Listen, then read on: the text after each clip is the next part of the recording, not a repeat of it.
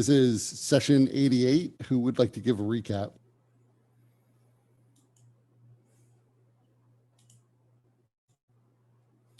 There was a camel. Oh, yes. The camel. That's the Seemed important nice. part. Is it an enlightened camel? Is that what it's called? Awakened. Awakened camel. Yeah. 10 Yep. feet tall. Yeah, I almost like enlightened camels a little better. It's like we started in the feed me deed, or feed me to deed. Yeah. Telling stories. T-Hole told a story, and Zarius told a story. I don't recall if Aurelia told a story though. Aurelia did tell a story. It was that memorable.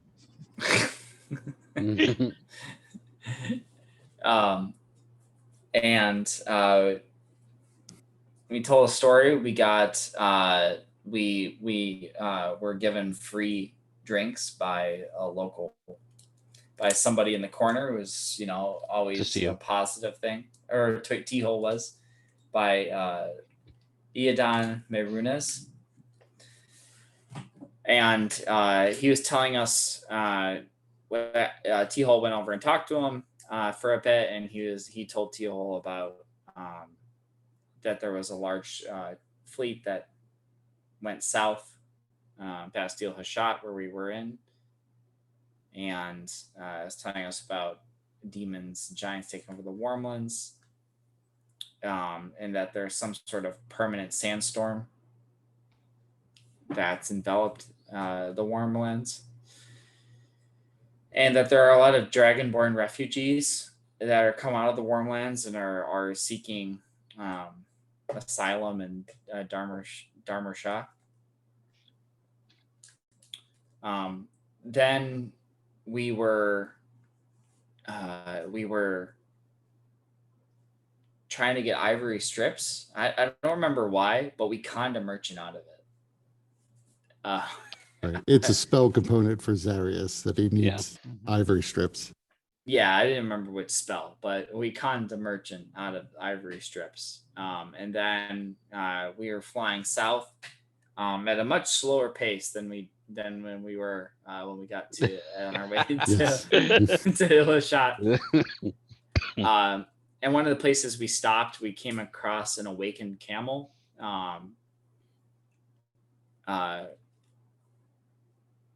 Who we traded with, and then we decided to hug the coast down to Il-Kajah, and we ended up having to take waterway hour breaks, and when we got to Il-Kajah, there was about 100 ships, Imperial ships at anchor on the outside of the city. And we were trying to figure out what to do about those Imperial forces.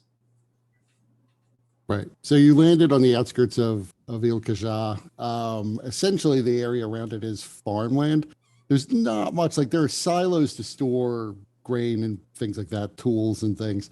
Not many houses, which is unusual. You're used to seeing farmhouses nearby the farms. It doesn't seem like there's anything like that here.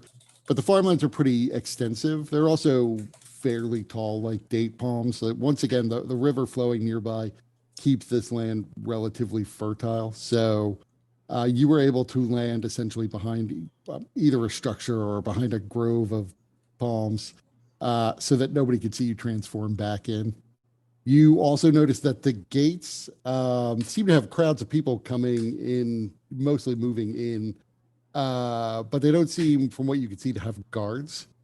It just seems, at least the nearest gate to you doesn't. It just seems to be an open gateway in the walls of the city. You also saw there's about more than a dozen smaller ships that are basically of Imperial design that seem to be moving both up and down the river. Yeah, that's right. And so there was some talk about, using Mirage Arcana to make the river disappear, or control water to create whirlpools.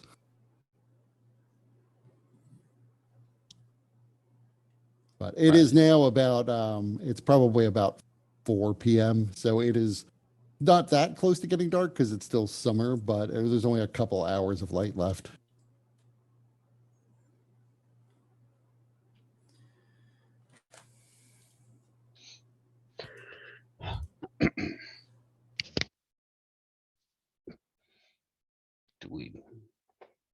Is there any reason to stop here?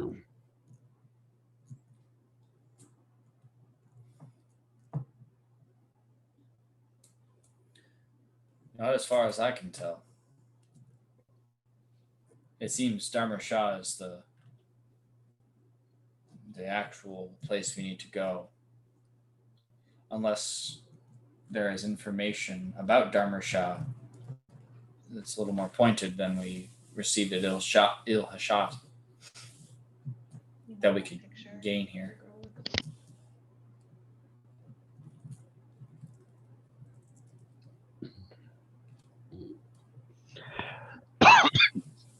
But I'm not convinced that that's the case.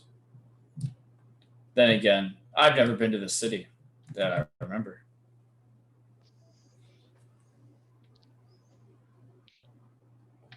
It was Imperial ships, right? Right. Kajarim, the nation you're in, hasn't been controlled by the Empire in several hundred years.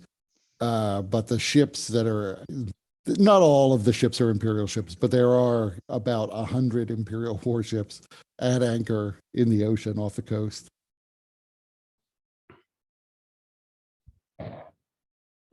Suppose if we wanted to learn more about the Imperial presence and their potential goals, it'd be worth stopping. But I figure we can learn just the same at Dharma Shah.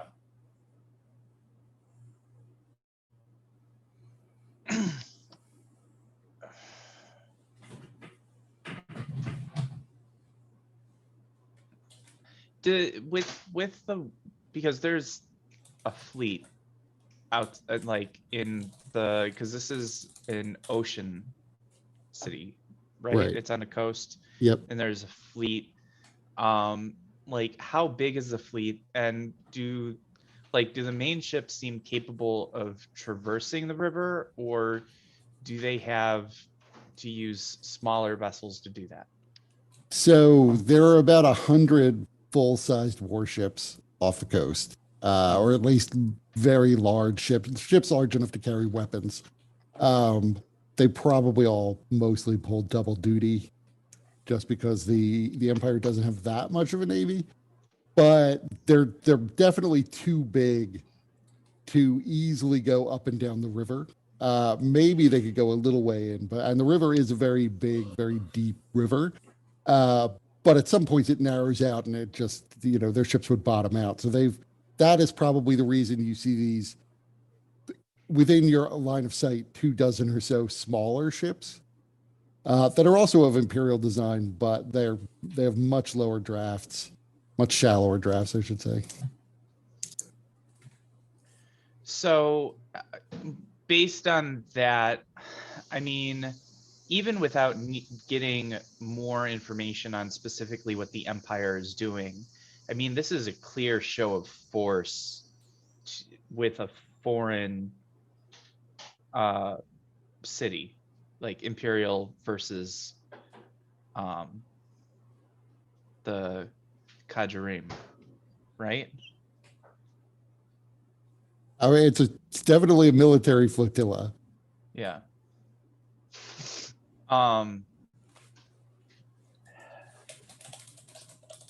And you said that the Imperial Navy is not particularly vast.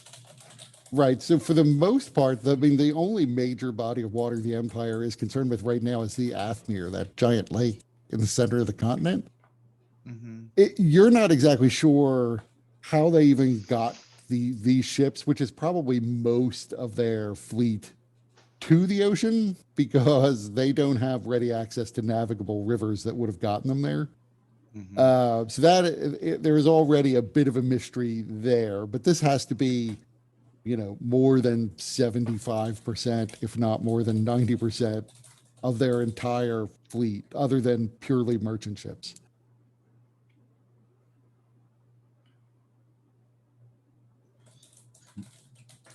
So I guess in that sense, Clave would respond to T-Hole saying, with this seems very strange what the empire, the Imperial Empire is doing here. I mean, the fact that they have all of these ships that somehow they managed to get here. And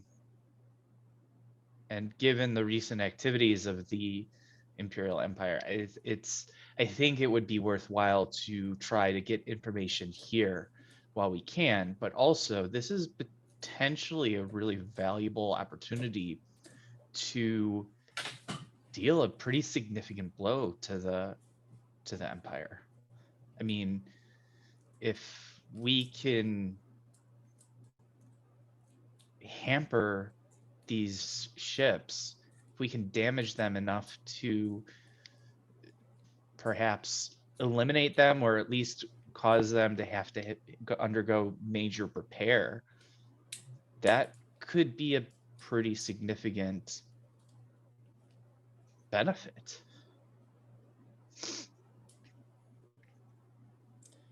I don't disagree. It is odd that these ships that would appear with no obvious way of getting here. Part of me wonders whether it's an illusion. Because the Empire is not so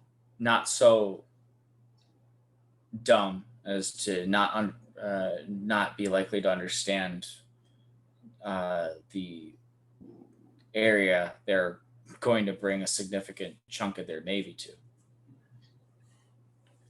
I am very well versed in the nature of illusions, and when there is an illusion, it's for a purpose. Oftentimes, it's to misdirect or to hide something. In this case, I mean, what would be the purpose of misdirection? I don't want to be so self-centered as to assume that the Empire is expecting us to come through this city. But even if they were, and if we were to spend time trying to understand the situation here, one, it's a fairly easy illusion to pierce, if it is an illusion.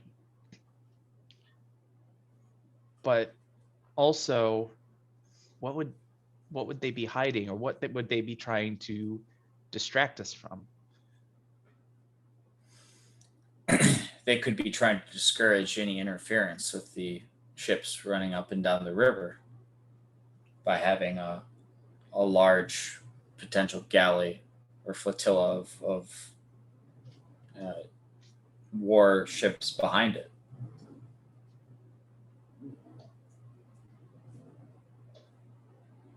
So you're saying that the Empire has created an illusion to not be harassed by Kajarim? It's possible. It just seems unlikely that they would teleport a large chunk of their navy to this particular spot only to have it sitting empty or unused when they're waging a much larger war abroad. But we also know that they're seeking the wand at Eternity's doorstep, and we've seen that they're not afraid to use big moves. They destroyed the Lucianum. They have been using the throne to Didn't someone say that their war with the elves or the hobgoblins or whoever was ended? yeah, I think that they have agreed to some kind of ceasefire or treaty. Yeah, the rumor that you heard was that the Empire somehow just won. They won the war. Oh, They can rain down fire from the sky. It is an easy way to win. right. So that means that they have the potential to do that here, but they're not. So there's some resource here that they're not wanting to destroy. How would they have gotten their fleets here? It requires some very large magic. We've seen them use very large magic. We have. This silver throne is very powerful. Can it I- shift fleets from one ocean to another?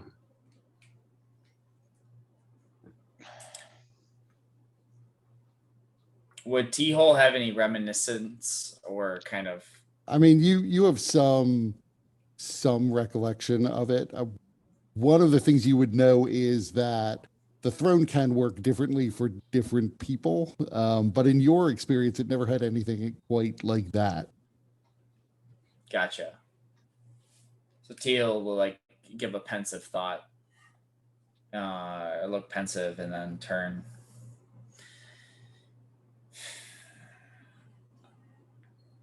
It's tough to say. The silver throne is one of the interesting things, rather amazing things about it is it responds to each person a little differently.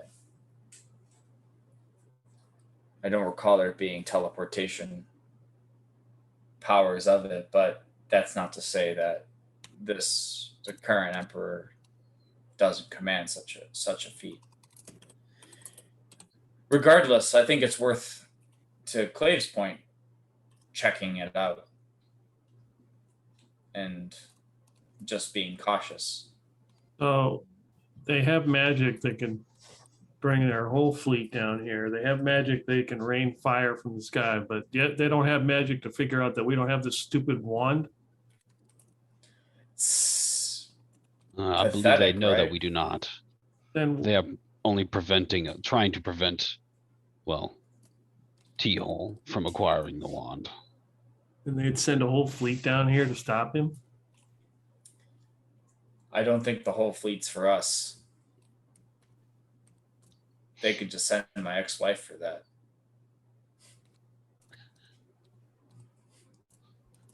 I think this is an opportunity to get a better understanding of what it is they're planning. I also think it's a great opportunity to sabotage their fleet. Even if they did use magic to transport the fleet here, if we can destroy or severely damage these ships, it will exhaust at least some of the resources of the Empire and make them less formidable to address issues. There's 4 of us and like 70 ships. Yeah, but we also have some pretty formidable talents among us. But the risk of us getting caught and them finding out the T-Hole is here, then we'll be in a world of hurt. Yeah. I mean, that is the risk. Anytime we encounter the Empire, that's a risk. But I mean, I think we can achieve a lot while minimizing the risk of that. we stick to the shadows, if we're very intentional about our targets and how we acquire information and then how we use that information.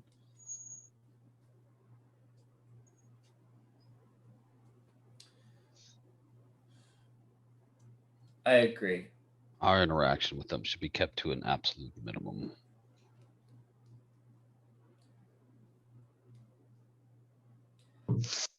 A thought I just had. I remember.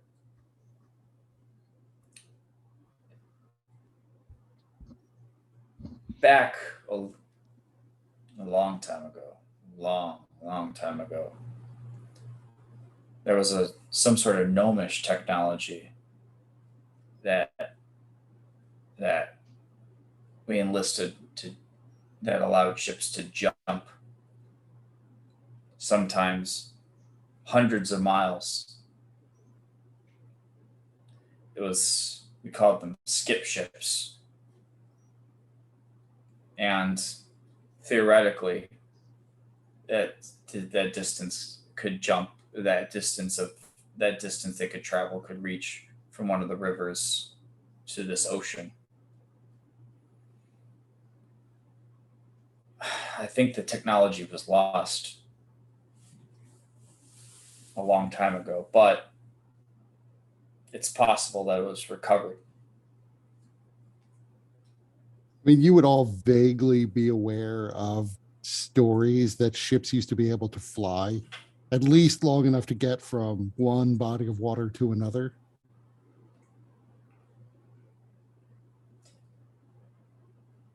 So I would say anyone trained in Arcana, you pretty much know that that was doable, that the Empire, this is how the Empire tied itself together. Back then, the Empire had a much more substantial fleet. But then the Empire started to fall apart. People stopped building these ships because they were expensive. And now it's mostly just rumor. Although you do occasionally, people do come across the ruins of ships like on top of a mountain because it wasn't a completely error-proof technology dealing with the gnomes. Sometimes there were crashes and misses.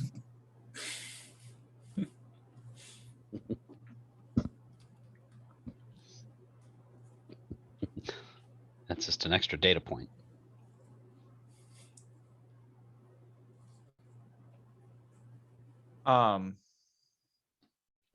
Well, I mean,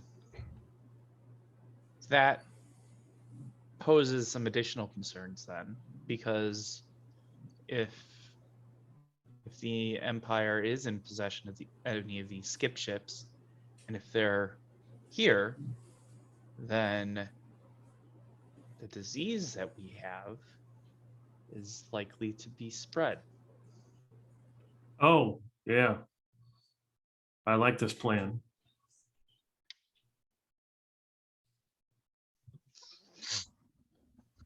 I'm not sure I understand, Clave.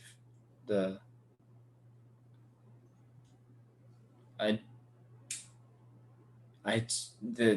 technology was to leap, not teleport.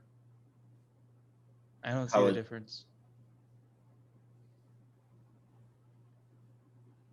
One is instantaneous and the other is not. Sounds like it actually flew. So it was like they physically. Yes, they physically flew through the air. Like you could watch them go overhead, at least in the stories.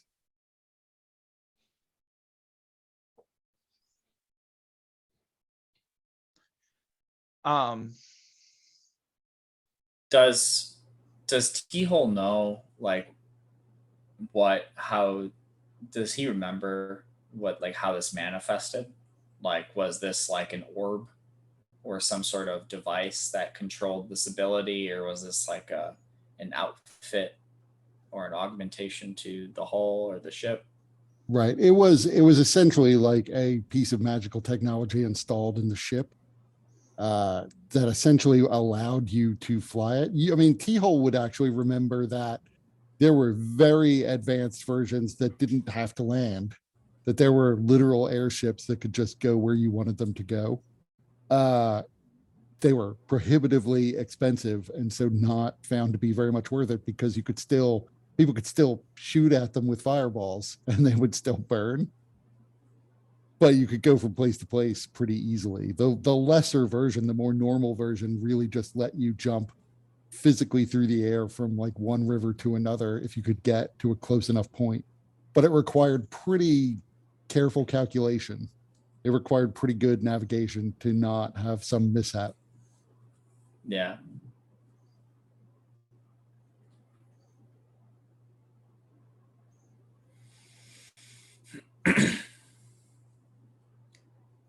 Well, if a number of these ships do have this capability, we could deal a decent blow just by simply disabling it. Sure, they'll be marooned, they'll be here still, but they won't be able to return back to the Empire. They won't be able to return to any other lands except along the eastern coast. Yeah, I think it would be a valuable opportunity. Where was the mechanism for this short-term flight?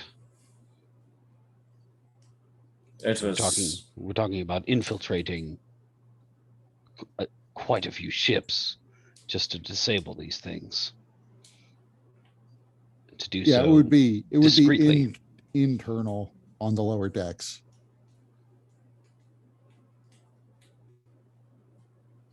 we'd have to enlist help.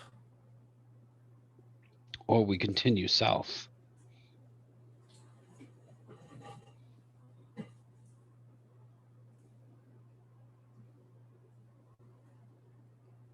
Hampering them would be helpful, but it would be risking a lot. And to only stop one or two of these ships from being able to fly would not be sufficient. Well, so based on what we saw, how many ships could be caught in a 1 mile area? I mean, all of them probably. Okay, But that's true. There are 100 of them. They'd be spread out a little bit more, but about half of them. okay. So Clay would say, with a single casting of Mirage Arcane, a lot of these ships could be crippled just like that.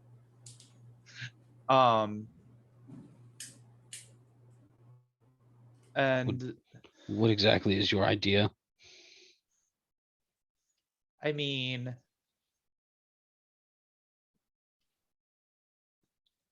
basically to put them in a box with spikes and maybe remove all the water and replace it with magma.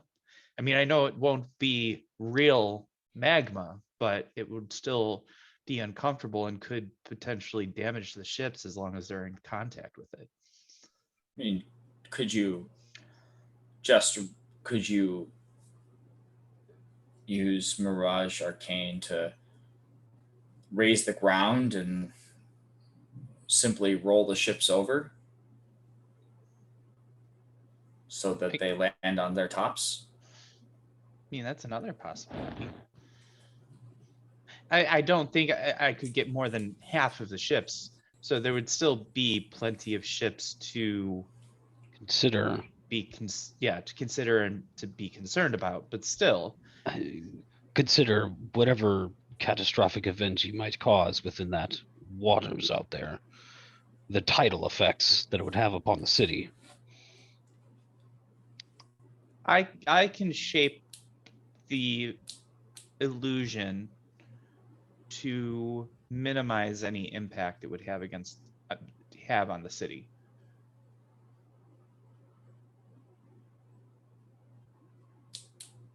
I mean, one thing is that comes to mind is just to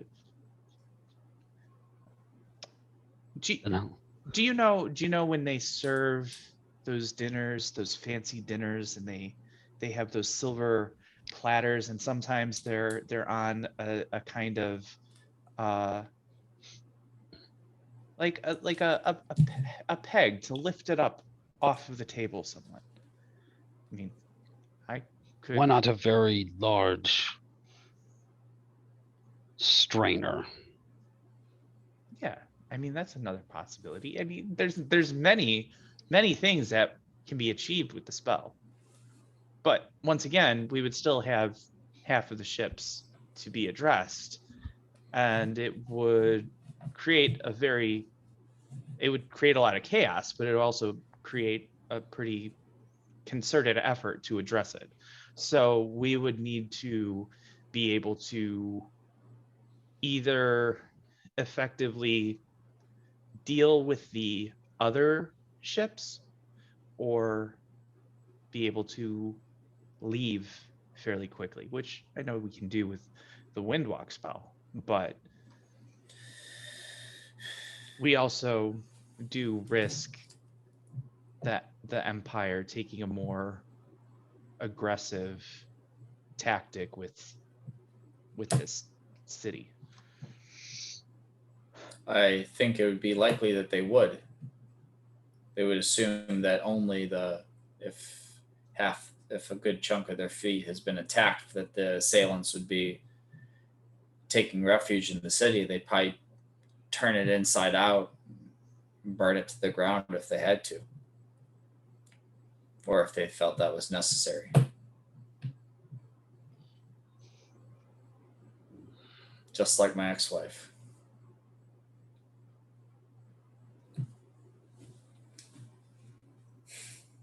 And he looks off in the distance. I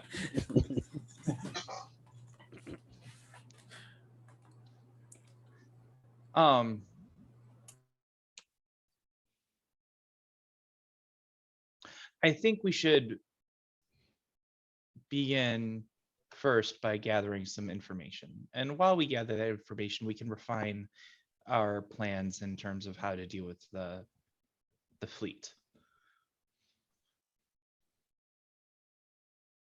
Perhaps we can kidnap one of the captains and interrogate them.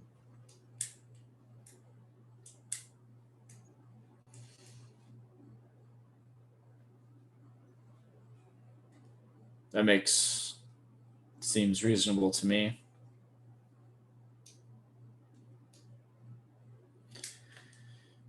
Possibly.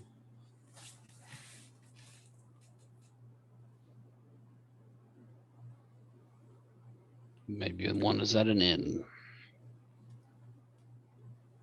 It is getting a little late in the day. Should have asked. I forgot the guy's name. The feed me deed. Lonnie the Lonnie. Eyes. Should have asked Lonnie if they had a location in Il Khaja. Since we're already members, but any inn will do, I suppose. No Yeah, I desire mean, you to would tell know the Il story. Khaja is big enough that there probably is a feed me deed in Il Khaja somewhere.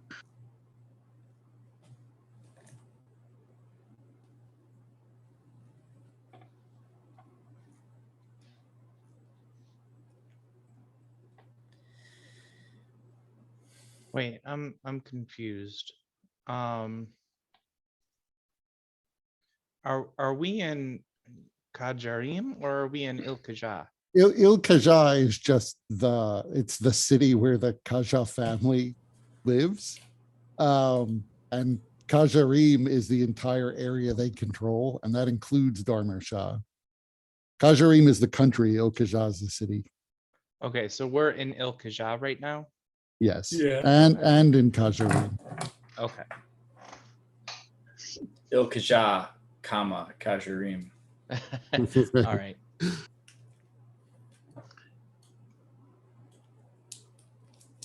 60652.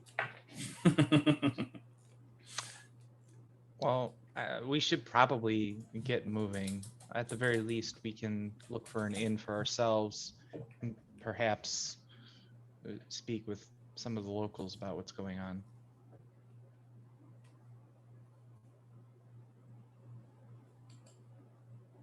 So you make your way towards the city. Well, wait. Is everybody ready to transform? Didn't you turn me just into a red version of me already? I think it's time Yeah. to redo the seeming. That would have spell. been Right, that would there have been was- here because back in the other right. city I would have been human. Yeah, Right, because there I'm was a a blonde discussion half about elf.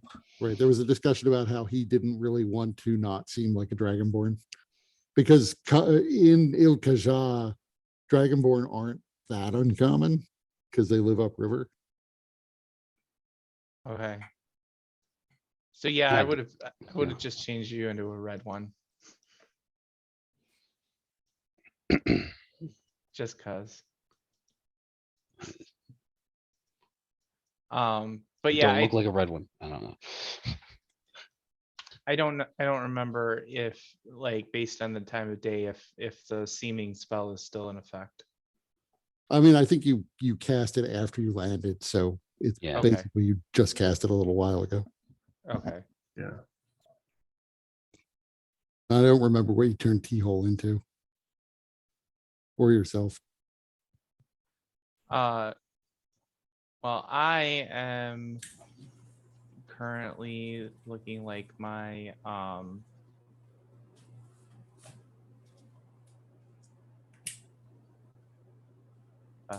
what is it? What's that guy's name? My Aeon Arif form. The one that was at the Feed Me Deed. Okay.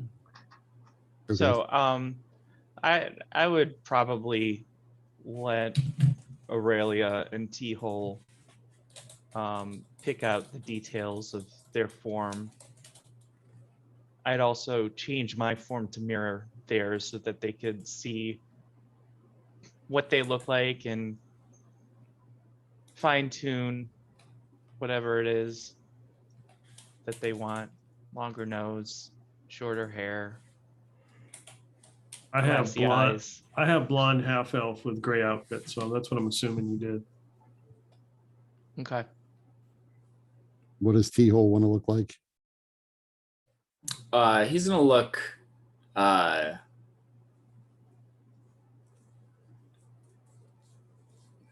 don't know how T-hole could just not be himself. That would be very, very un-T-hole. So maybe he'll look like maybe he'll look like a younger version of a previous self. You'll have a mustache and glasses. No one will know. That's true. Yeah, that's good. Yeah, he's gonna have a mustache. A big gray mustache, like the Fu Manchu. Okay. And he's still be an old man. I'm gonna, at the very least, darken your skin. Yeah, I had to double check that. T-hole, at least in your character picture, has always had a mustache and beard, full beard. Yeah, but he's never had a Fu Manchu.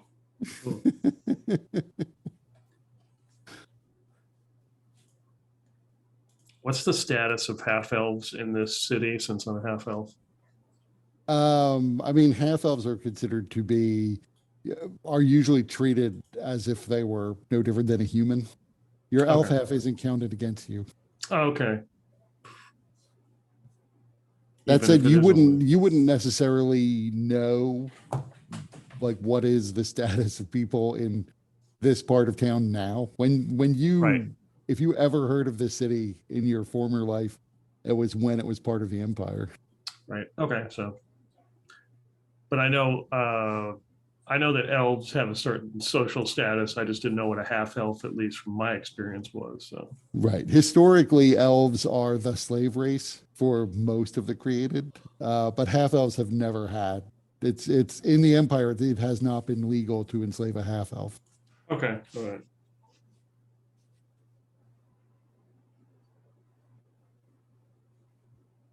So now you make your way to the city. Mhm. So walking up to the walls, you can see these are fairly impressive construction. It's mostly of some sort of sandstone, probably local. The gate is about 40 feet wide and an enormous sandstone arch overhead. You could see the people coming in. This is clearly not the high class gate.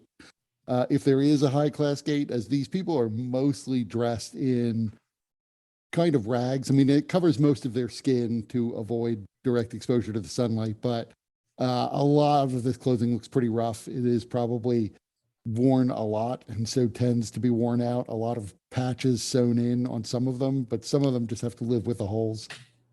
Several of these people are just coming in barefoot. But you realize that they're probably the ones working the farms, as they seem to be filtering in from the countryside and going in. Right inside the gate, you can see the buildings are all relatively low, 1 or 2 stories. In the distance, you could see what are probably temples, and they do have more elaborate minarets and bulbs at the top of them that make them seem much more impressive than the local buildings, which seem, again, pretty shabby. Most of the buildings around you are made of wood. Occasionally, there are stone buildings around, although as soon as you come in, the chief feature you see is just inside the gate, there is an enormous circle, at the center of which is a fountain that is just spraying water into the air and into a pool at the base of the fountain. Many people are around taking, with cups in their hands, taking drinks out of the fountain.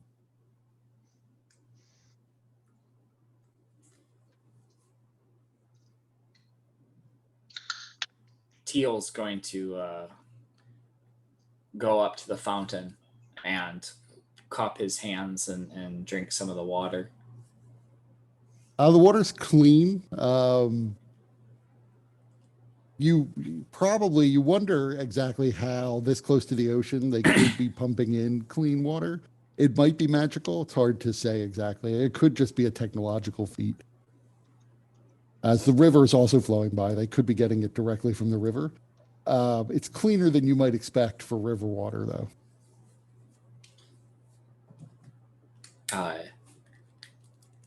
After drinking like a couple, like handfuls, Teal turn to the nearest person, the person next to him that would be presumably drinking some, like, oh, this is delicious. I agree. This is very refreshing after a hard day's work. You don't look like you belong in this section of the city, sir, if you don't mind me saying. What brings you here? Oh, I belong. It's been a hard day of work traveling overland. Right. So since you only have like a mustache as your disguise, I assume you're in your normal clothes, which were definitely fancier than anything you see around you. Like, Yeah. your presence is definitely drawing some stares. He's also as- got dark skin, though, at least. Right. You got that going for you.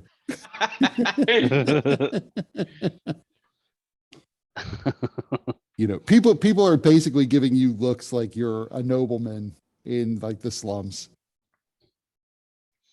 We've traveled for hundreds of miles to make it here.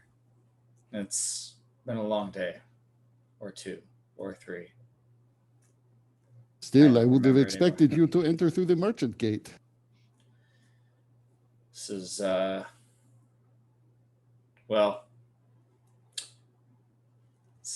that gate isn't all it's cracked up to be.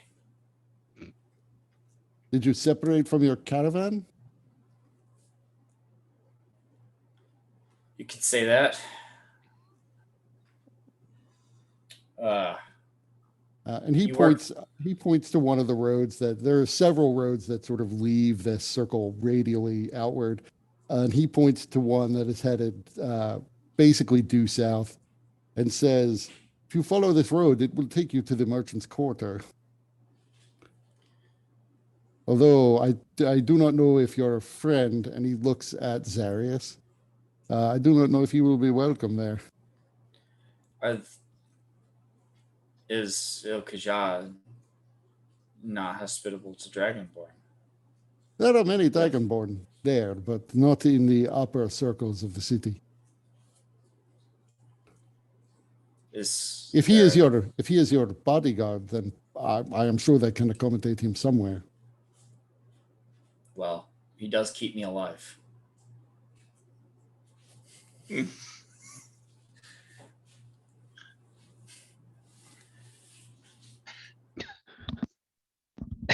Zarius is like,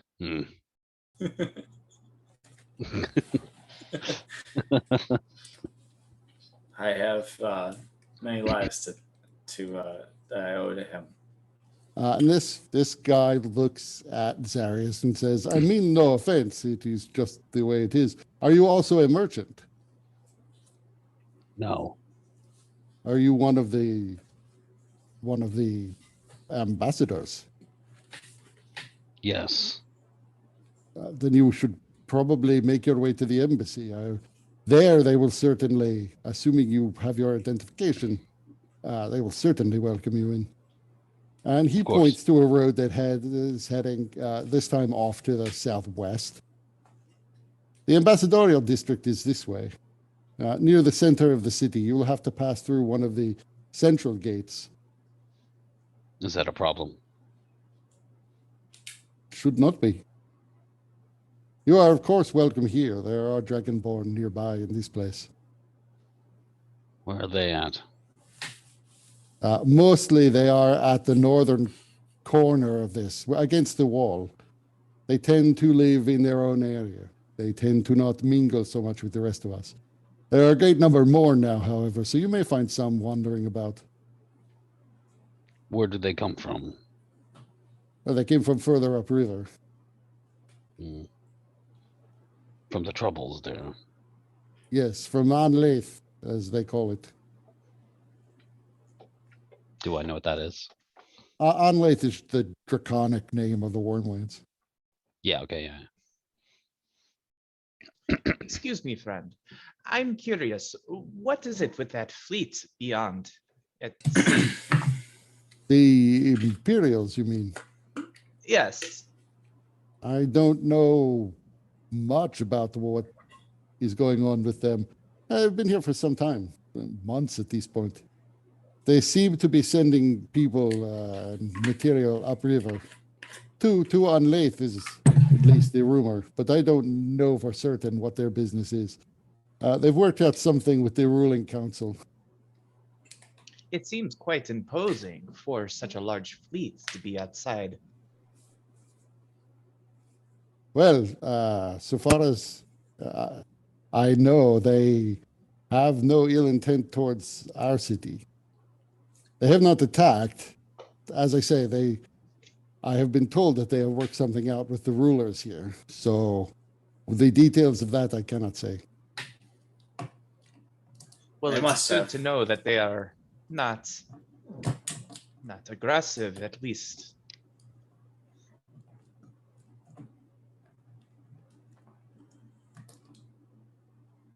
Politics are unfortunately beyond my purview. I am but a slave. I work the fields and keep my nose out of such things. Those are for my betters. Who are you a slave to? I am a slave to Aran Arif. He owns many of us here at this time. Most of the people coming in right now are from his fields.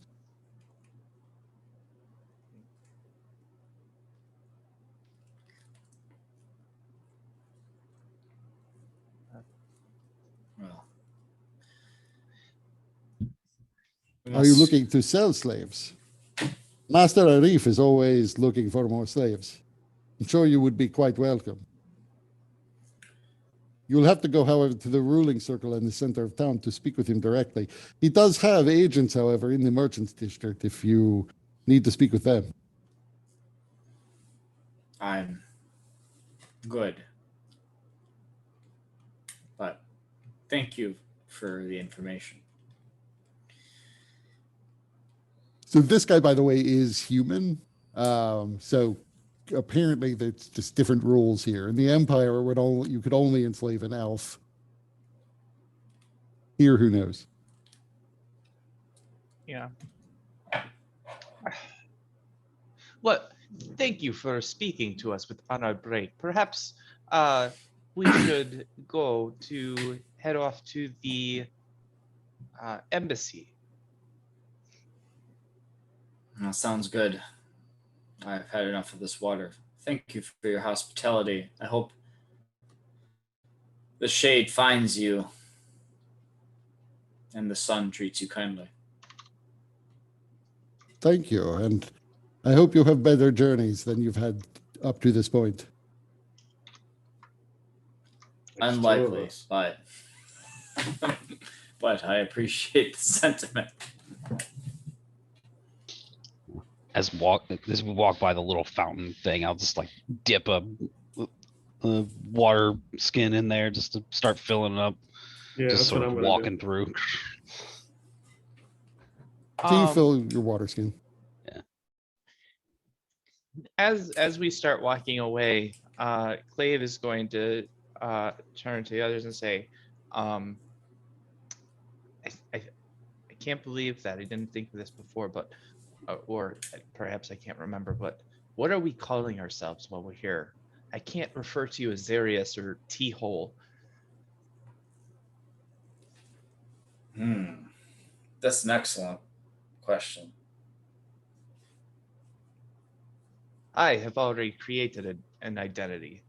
I am Arif. Ayn Arif. I perhaps share some blood with the slave owner, of the person that we were just speaking of. And I shall be Beehole. Indistinguishable from Teal. Too bad Lucius Rosie isn't here because he would confirm you're a beehole.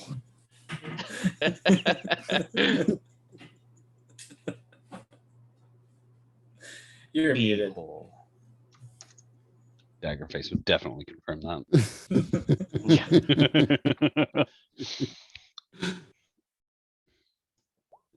Clave just shakes his head. Facts it is.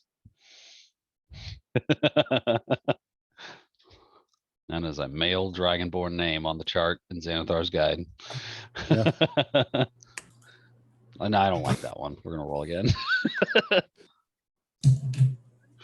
Mareksh.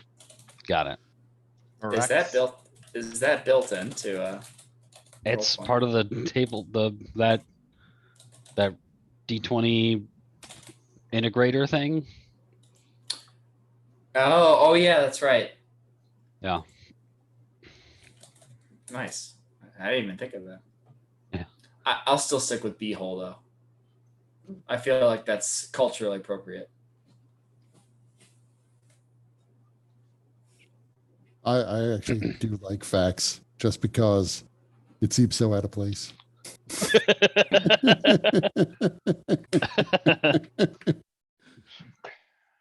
Mareksh. My name is Telecopy. Yep.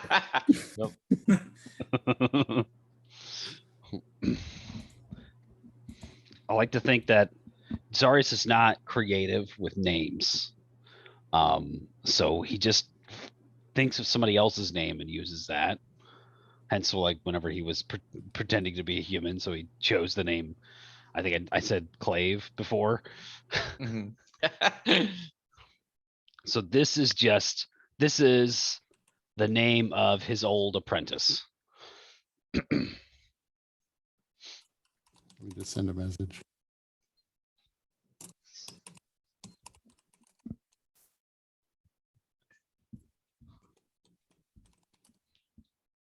Well, Aurelia, what should we call you? I guess Elsa will work. Elsa.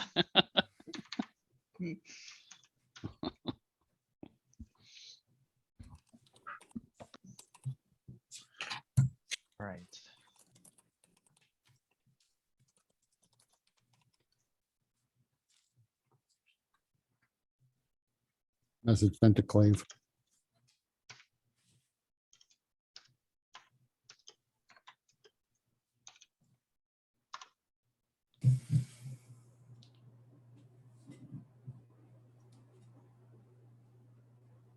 Oh.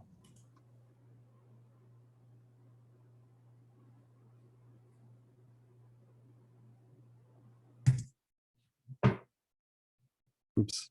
I misspelled one word there.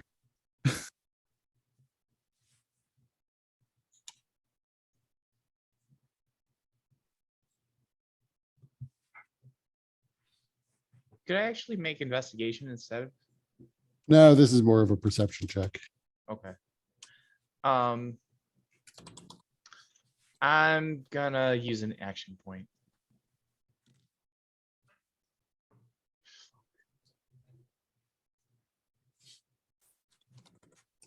Yikes.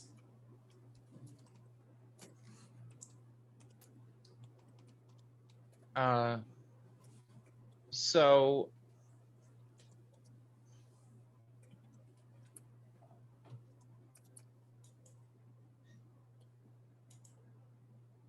the rest of you might notice that Clave seems to be looking around.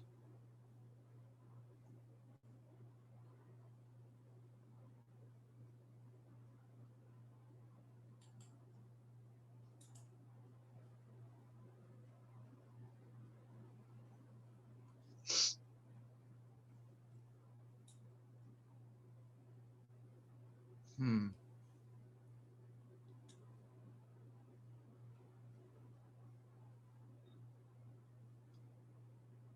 Is there any way that I can? Well, let me respond.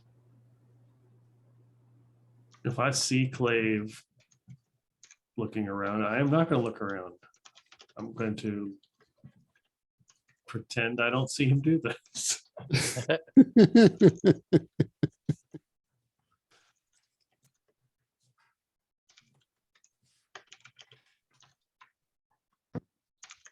Quick, everybody look shifty.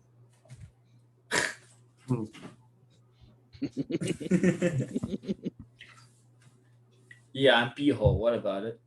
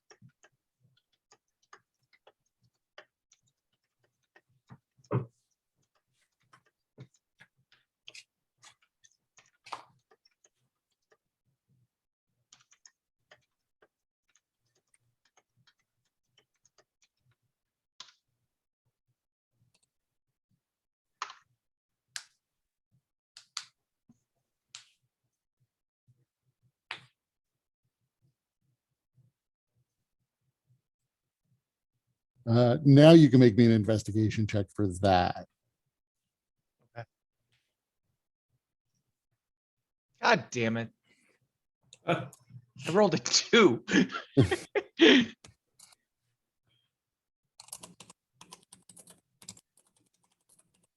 Another action point.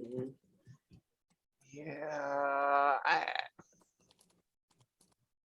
If we're potentially gonna fuck shit up with this fleet later, I think I want to reserve at least one action point.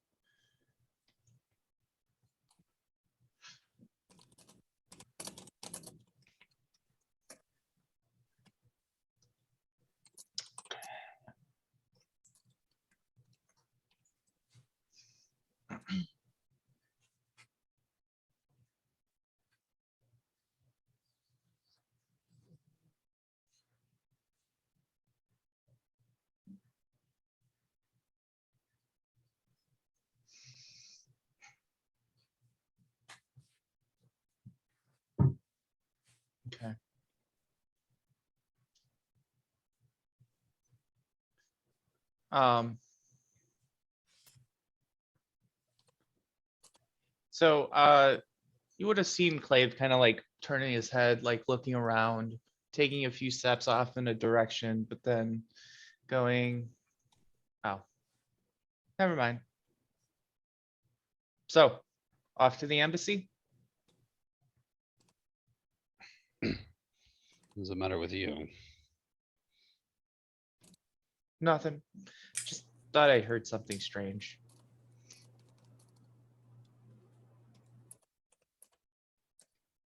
Teal's gonna give him a quizzical look, and then like look around.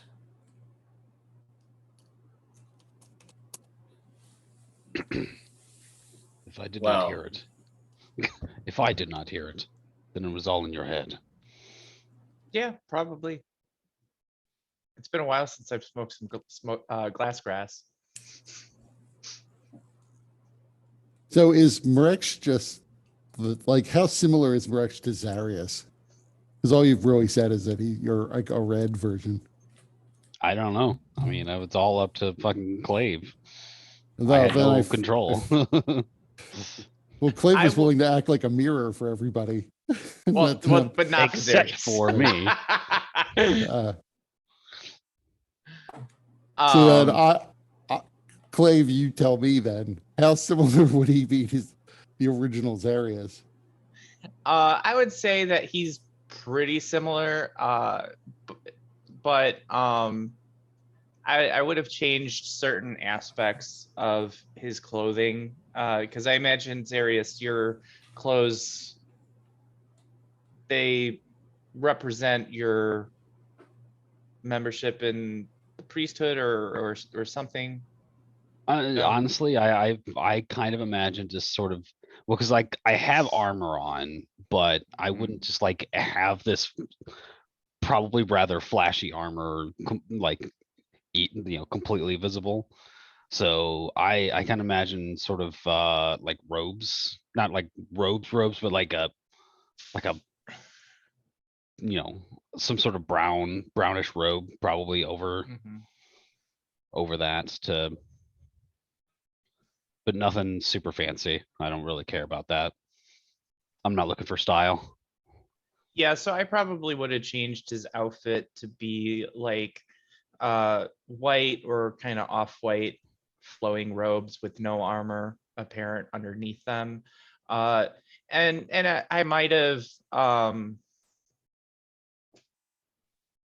wait, let's see. What about his staff? The lightning snake-headed staff. Yeah. Oh yeah, that I would have turned into just a stick. Just a like natural looking stick. Keep the I head would of have the staff. also I would have also smoothed out his horns just because I feel like Zarius might I feel don't some type of way about that. I don't know if I have horns. I have more like almost like tendrils, kind of like Predator. the Predator. Yeah.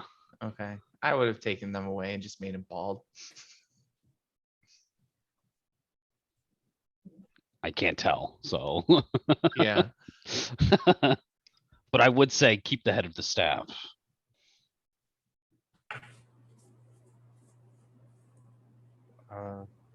Clave, listen. Okay. How hard would Zarius fight me on that? I In the street. Yeah. How hard is Zarius he whacks you in the shins try and with fight his me? staff.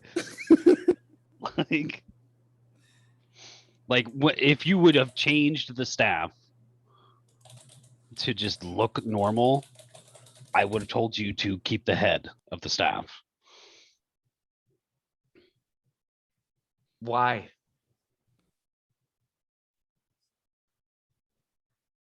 It could be a calling card for those of my people. Okay. That would be good enough for Clave. So I would have left the head of the staff as it was. But other than that, it would look like a walking stick. Yeah, remove the lightning, of course. Yeah, you wouldn't Of see it. any of the lightning or anything. I mean, I don't think seeming changes any of the auditory characteristics. So if it's crackling, I don't think that would have been I have no- something I have no fucking clue. he can That manage. was never but, discussed. If it occasionally makes a sparking sound. Yeah, I mean, I would say it's not like it's constantly buzzing. Occasionally, there probably would be like a snapping sound as the lightning shoots around the different parts of the staff. But it's, relatively infrequent. Now I'm picturing like it's like at the mouth and it's like a fucking taser when I I touch it to you.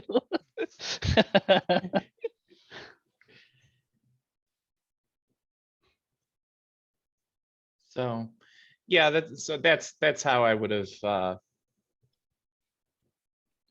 Those are the cosmetic changes I would have done to Zarius.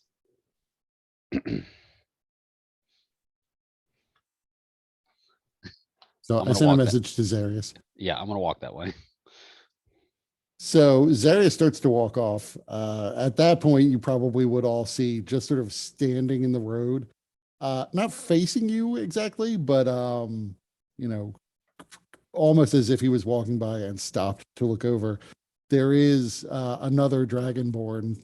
This time, this one blue scales from head to toe. Also seems he's not exactly dressed in rags, but you would guess that he's probably lower class. He's definitely better dressed than the people you saw coming in. But only marginally. The clothes he has looks like they could be new paupers rags as opposed to heavily used paupers rags. But he does look in your direction, really directly at Zarius more than at the rest of you. And looks like he's going to walk off, but then move in his direction. My Bonnie. Maybe. That's what I assumed. That Yeah, it's yeah. the big rice bag Mhm. that you've been carrying. Oh yeah. I would hoist it onto somebody else if I thought anybody could fucking hold the guy. But Yep, there's not just me. no fucking way. Um so yeah, I guess I'm just fucking I'm just carrying the dude. But yeah, so I don't recall what color dragonborn were those guys that came to try and kill me. Those were copper dragonborn. They were also copper. Okay. Right. Okay. I couldn't remember. Right. Which is so what you would know about them, just your general religious knowledge, is that those were specifically trained assassins. And those are always selected from copper dragonborn. Hmm. At least in your nation, they're always selected. Maybe somebody else would pick somebody different. Sure. But copper dragonborns, that your patron dragon is copper, is a copper dragon. So Yeah. they do have a little bit higher standing than some of the other dragonborns. Gold and silver also are relatively high standing. Right. Makes sense. But so this blue dragonborn looks as if, as I said, looks as if he was about to walk away. But seeing you walking towards him, he stops and turns in your direction. Yeah. So I'll just approach him. Greetings. I Hello. don't see many red dragonborn in these parts these days, let alone in this area. And you look rich. I suppose. Though do not let looks deceive you. Are you some sort of mercenary? I do not do jobs for money. No, not anymore. Are you some sort of tomb robber then? Not for many months.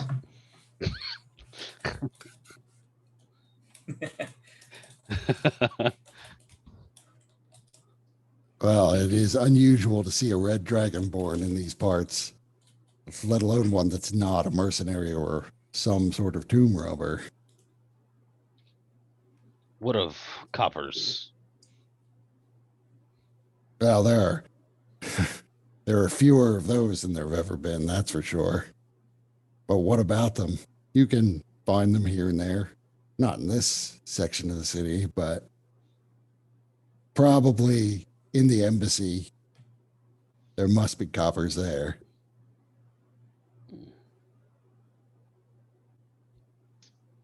I must Is everyone find- else, by the way, has everyone else followed him? Or are you just watching this from afar? I'm just gonna go ahead. No, you go ahead. I'm not going over there. I'm just gonna stop and just keep my distance and just kind of look. Yeah. Yeah, I Beehole's think gonna be. I think that would be what Clay would do as well. Just kind of keep distant. What about T-hole? Or sorry, B-hole? Beehole is going to maybe keep a little bit closer, but he wants to be culturally sensitive.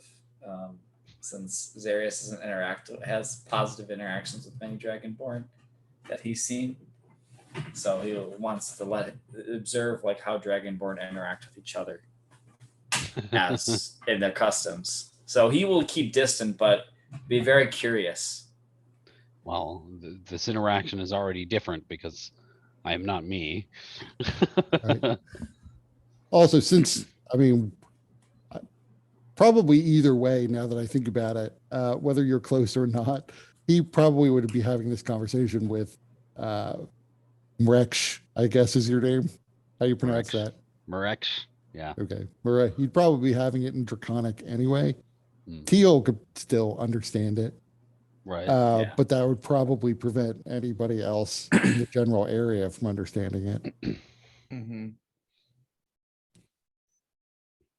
What brings you to the city? We are passing through. We were No one- curious. Passes through El Khaja. Unless you're here on some sort of business or you're penetrating the deep desert looking for tombs to rob. Or you're, headed in to become a mercenary for the Copper Dragonborn's rebellion. What do you know of their rebellion? Not that much. I'm a native to this city.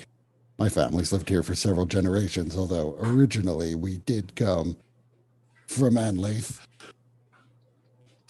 I know How's that that spelled, they're- by the way?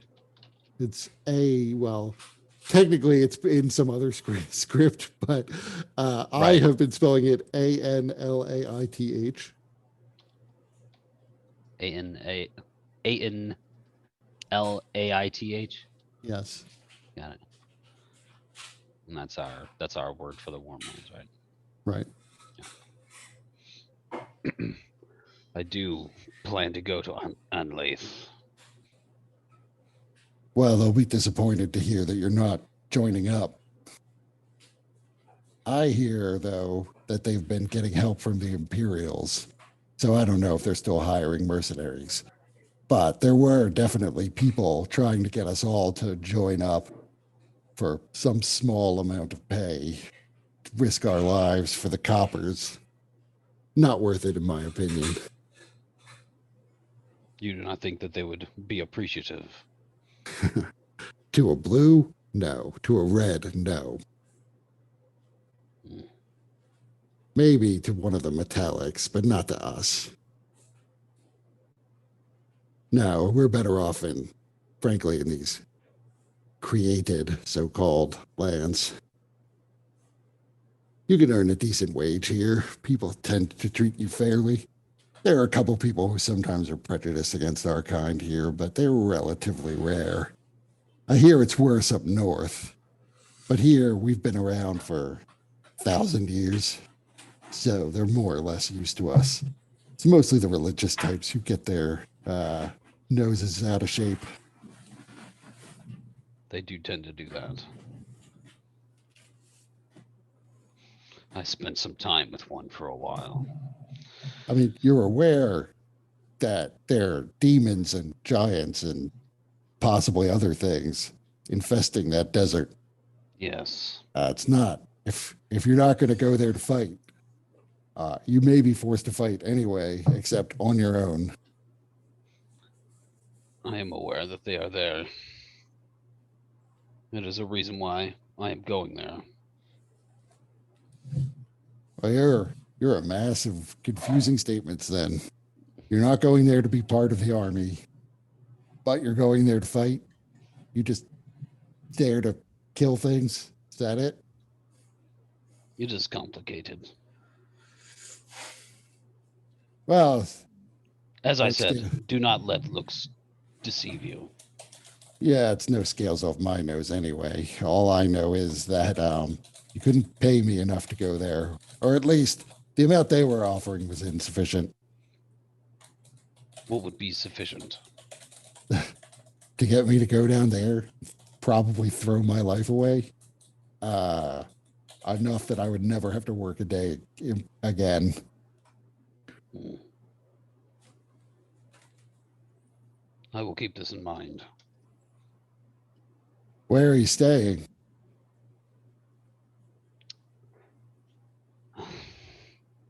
I will find some inn for the night before heading further south. Well, if you want to stay amongst your kind, there is a hostel for Dragonborn.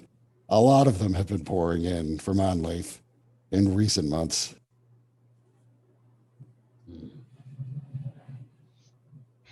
Do you know what the situation in Dharma Shah is? Well, last I heard, that's where they're trying to raise their army of mercenaries. But that was before the Empire started sailing upriver. I don't know if they're still even hiring mercenaries. All of the people trying to recruit us have disappeared for some reason. So I assume it has something to do with the alliance with the Empire. Hmm. We don't get a lot of reliable news about things like that, though. Most of the people who come in here are fleeing that region and not that interested in going back to fight. Is there a place where these Imperials have been staying within the city? I mean, they have an embassy. Some of them have been staying there. For the most part, they're staying on their ships. Hmm. The rumor is that they're using smaller ships to ferry soldiers up the river. It would make sense. The ships are too large for the river. So the rumor is that there's quite an imperial force up there that's siding with with the nobles of Anlaith, I assume. Hmm. Although from what I've heard, half of the nobles have sold out and have joined with the giants and the demons and are just doing their bidding at this point. So really, who's on whose side, I can't really say. There are probably people at the hostel and know better than I do. Indeed. I may have to visit there. I don't know if they would let you into the embassy. I mean, you're a red, probably not, but I will find my way. you go to the embassy, I'm sure they know everything that's going on there. So you're really going to go fight giants and demons on your own. I'm not on my own. I have others. And he looks like all of you are sort of sticking out from the hoi polloi. So he sort of looks around you to see them. Non-Dragonborn. Why would they die for that nation? Perhaps there is something greater at stake. Oh, none of my business, I guess. It could be. It could be the state of the world. I doubt that I mean, maybe the giants and the demons move upriver, and then I'll be forced to flee too. But I feel like we'll get plenty of warning of that. And now that the Empire stuck its nose in, good, let them die to help defend the coppers. I don't understand what their involvement really is either. Yes, it is a very curious update. Something I did not anticipate. Well, best of luck to you in whichever side it is you wind up fighting for. And then 1 second.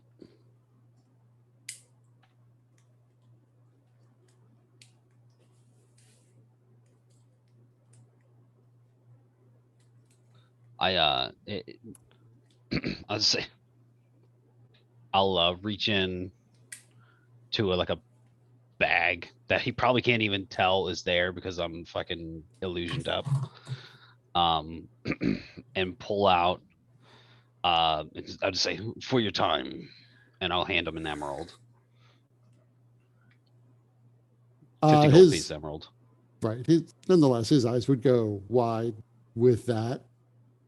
And rather rudely, like as you offer it out, he snatches it out of your hand. It is, if you were a little more forceful, he might have caught you with the claws at the end of his hands, but he manages to avoid that. And he's just sort of holding it like you Careful. might take it away from him. Be careful. Thank you. Thank you very much. If you need anything, just come and find me in the ghetto. I'm In the Kadashar.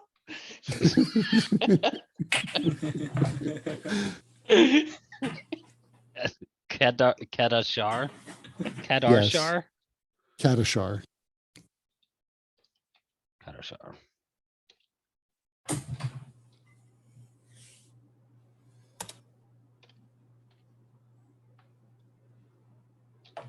Got it. I'll nod and step away back towards the group. And he continues on down a side road.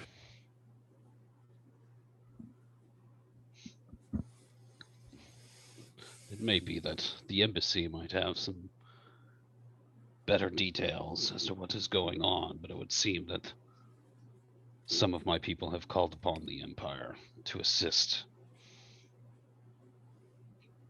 Friends of your people or enemies of your people? I do not know. The embassy would have better details. Darius, you're more familiar, obviously, with your own people. What does that mean that they've requested the Empire's assistance?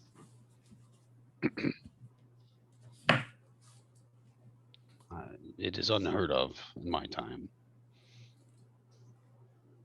We've not needed to fight a force of such magnitude.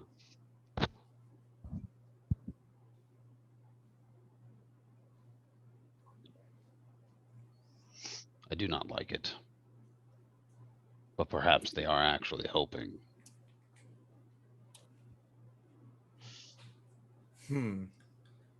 That complicates what things. Indeed. For what in exchange, I can hardly imagine. Agreed.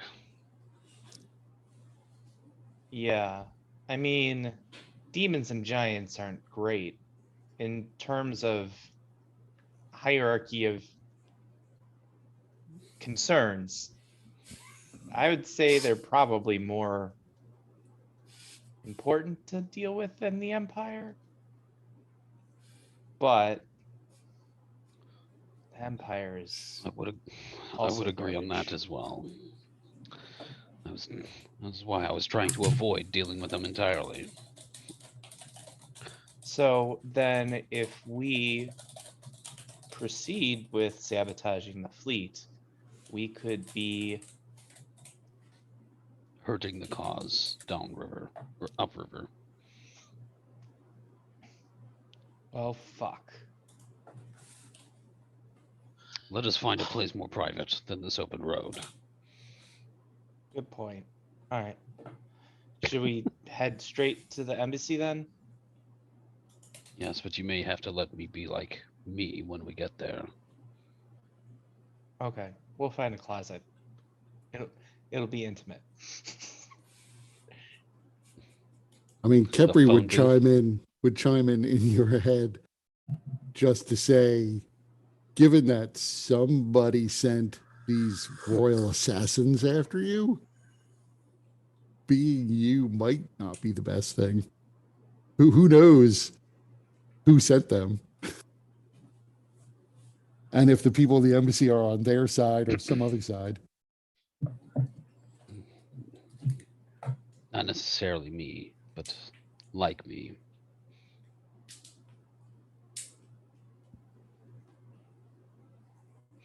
They're But not you make your likely to way, allow you a make your red way in. up to the road, up the road rather. There is an interior wall that's at least as high as the outer wall.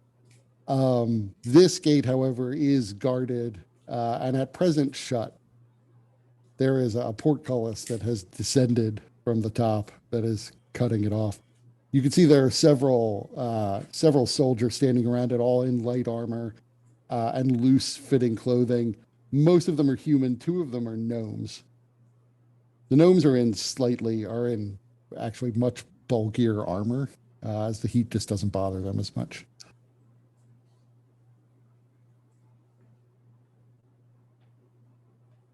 Oh, before I forget, by the way, Kurt, I sent you another message. I don't know if it changes anything, but just want to let you know. I think I missed it.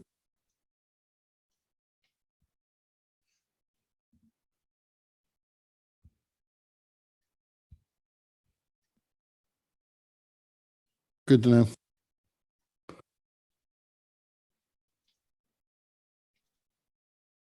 So, do we see any clear avenue to enter? No, I mean, from the way it was described, this is probably this wall probably leads to a central city district. And you're pretty sure like this is at the end of the road you were directed to. So the embassy is probably in that central city district. But like I said, the gate is closed. The area around you is significantly wealthier looking than when you first came in. This is probably more I would say middle class. Okay.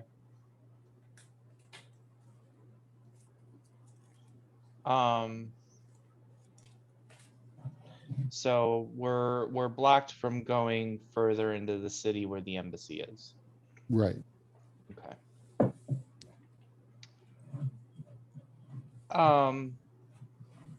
So Clave is there anybody that appears like near the portcullis as an authority figure? It's not clear who amongst the guards might be in charge, but there are these, half dozen guards there. Okay. So I'd probably just pick out the closest one, and I would say, "Good evening, good sir.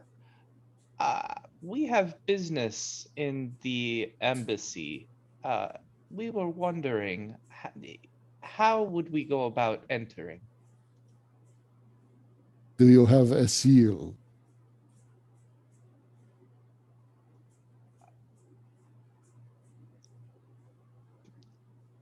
I gather that is a no. Without a royal seal, you cannot possibly be ambassadors.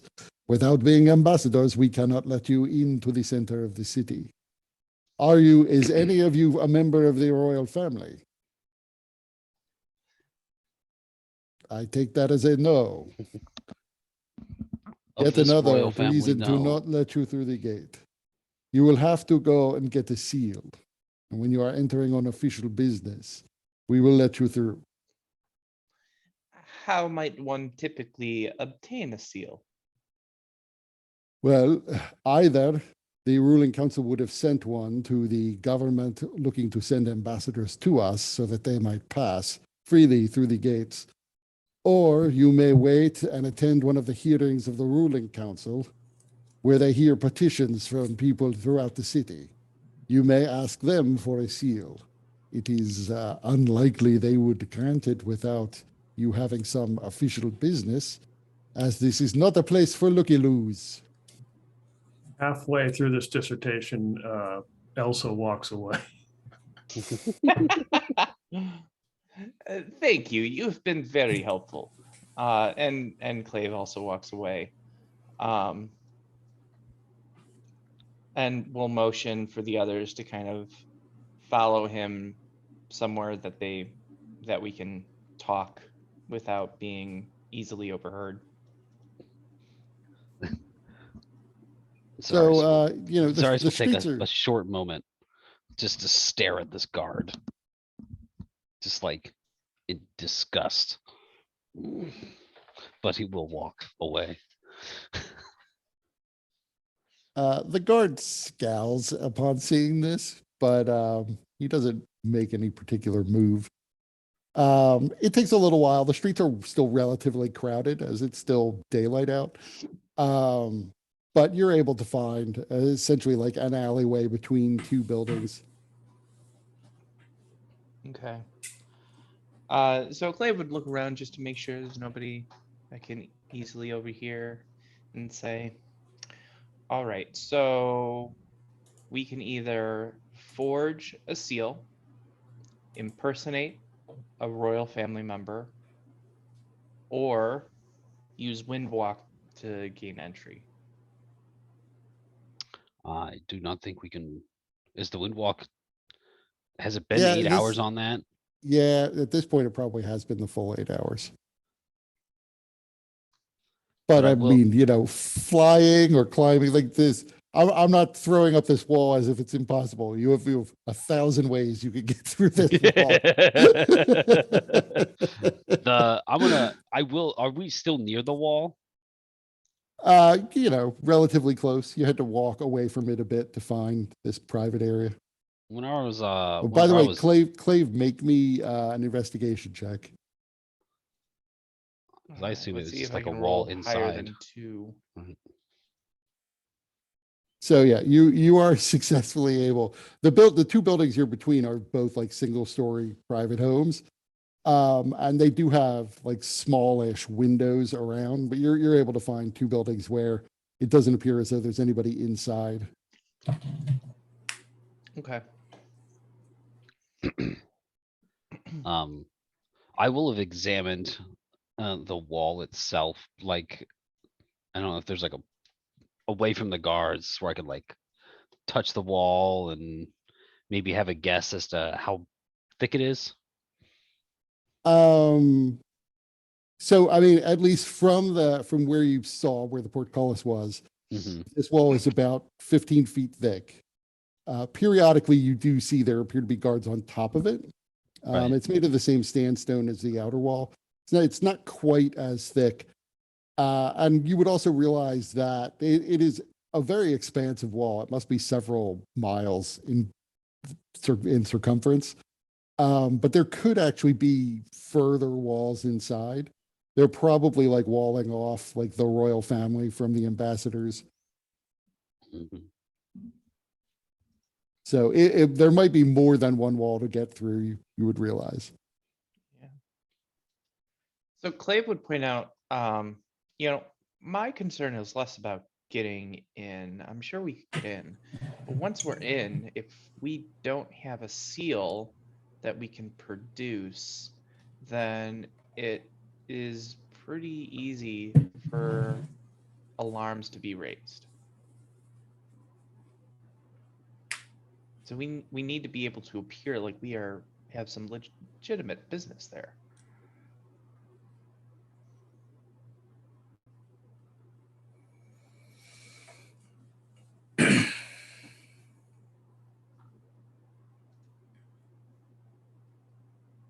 Thoughts? If we could just get on the other side of the wall, if we walk with a purpose, then it might be all we need. That works for walking around, but once we get to the actual embassy, then what?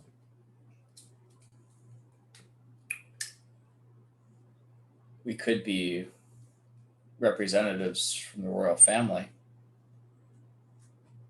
I mean, does anybody have a picture? What? Beehole just looks to Murkesh. A picture of what? One of the royal family, Um, or even a lower ranking diplomat.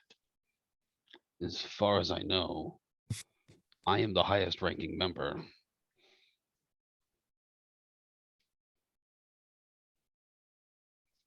Right, but do you have any ability to prove it? To them, they will know me. You've been here? You know that for certain. I'm sorry, of the coppers in the Dragonborn embassy, they might, in fact, know me. Possibly. They knew me well enough to send this assassin at me.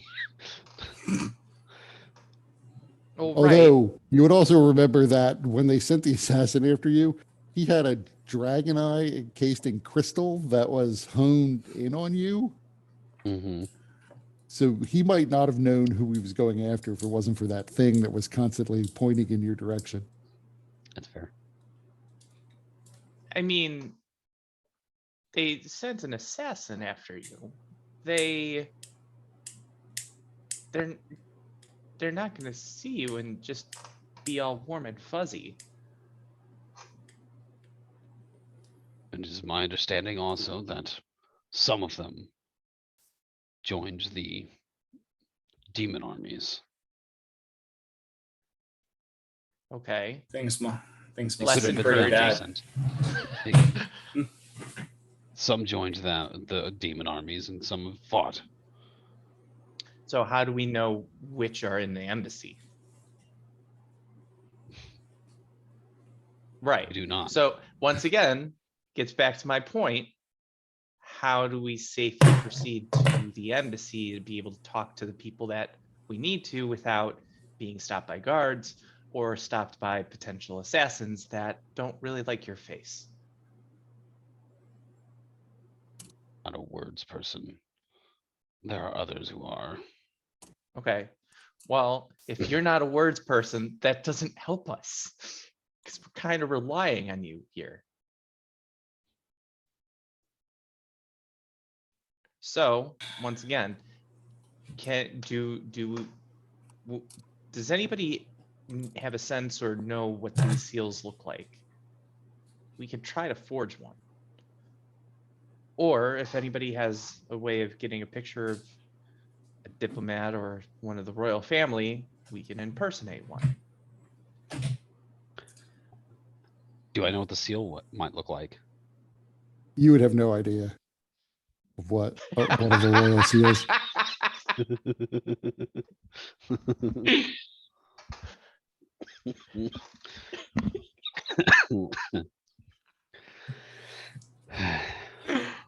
Oh, Still man, occasionally that's cough. great. I can't help it.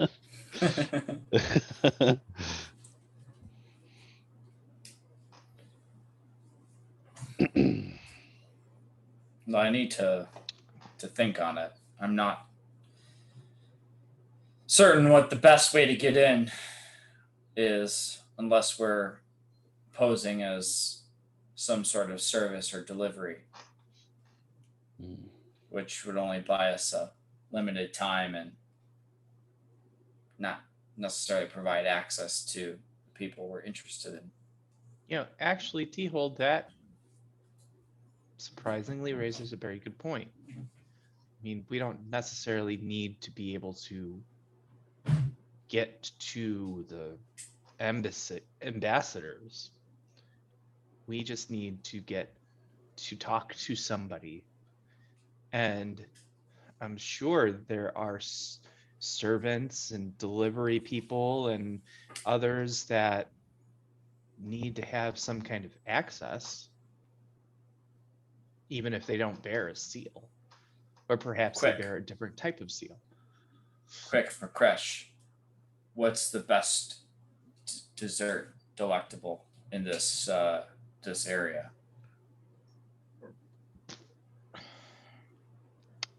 And ice Do cream. you?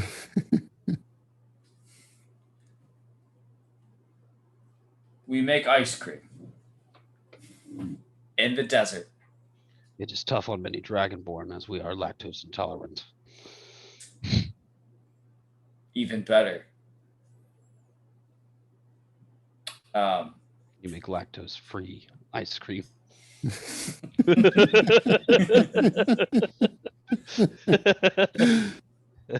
If so, we could probably just live here and be rich.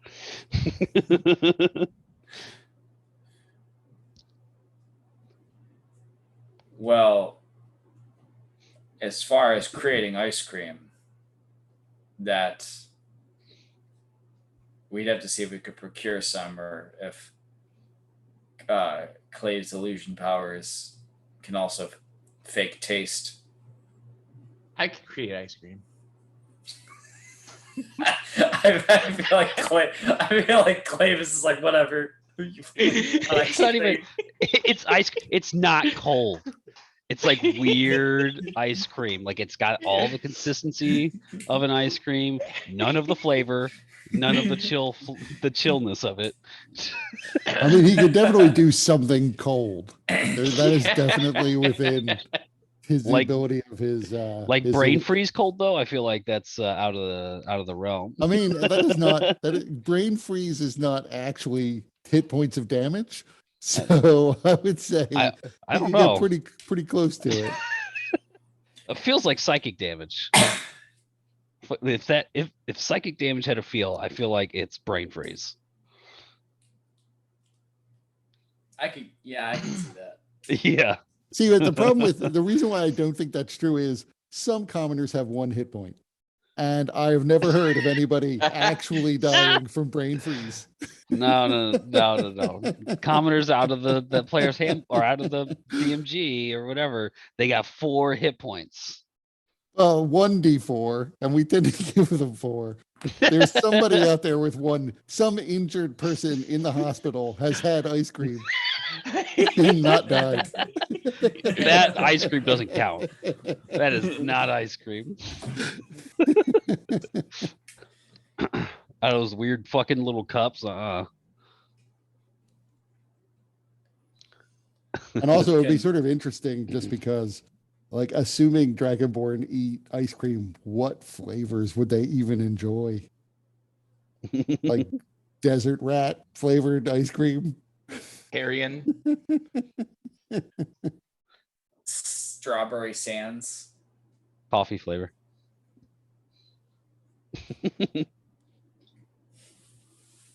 Well, we could. Well, It's pie. In Like that it could be made with the technology that we have here. Imagine with a Dragonborn palette, what equivalents they could come up with the vanilla, what we produce vanilla extract out of, which is like beaver anus, or whatever it is. Yeah, I No, mean, I was- I definitely would say, like, creation doesn't really talk about animal products, but I would definitely say you could probably make ice cream with a creation spell. Yeah. But Mm. then we have to store it. We have to Right. have some kind of container. That's true. Um, Some sort of refrigerated container. yeah. Buy large quantities of salt. I guess that would just be 2 castings of creation. But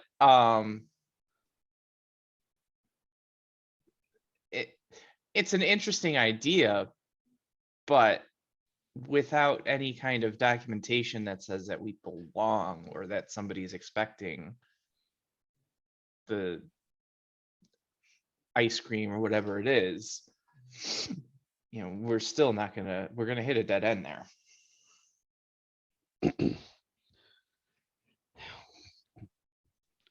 I mean, it might also help your plan to gather more information on how goods move in and out of the inner circles of the city. Yeah, I was Yeah. gonna say. I was about to Let's- mention like we could go to the merchant's quarter. Because you We essentially went potentially in get through more like the information. poor person's gate. And Mhm. it was already shut and nobody was coming in or out.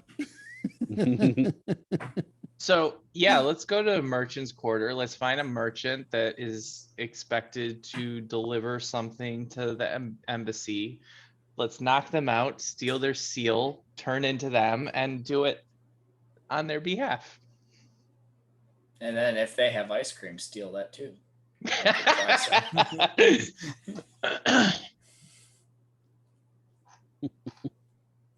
What could go wrong? That sounds like an excellent plan. In fact, that seems better than the plans that we normally come up with.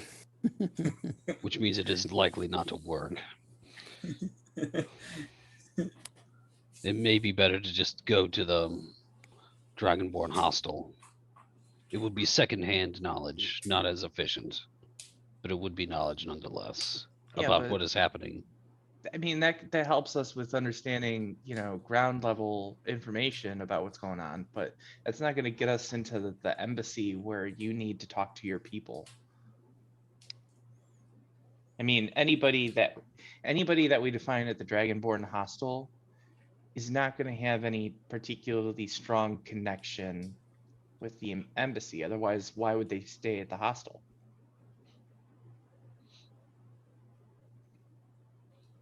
The people who would be at the hostel would be those who have fled from the area. And yet not high enough ranking to actually have any business No. with the embassy or be able to stay at the embassy. I gathered some information from one individual who would not have been from the embassy. Yeah, I'm not saying that we couldn't gather information. I'm not saying that it couldn't be helpful, but I thought the goal here was to talk to somebody that would recognize you at the embassy, and hopefully not one of the ones that sent the assassin, or It is would be aligned nice. with demons. Yes, it would be nice. So if that's the goal, I don't see how the Dragonborn hostel furthers us towards it. It wouldn't. It would just be an alternative method Okay. for gathering some information. Okay. So let's call that plan B.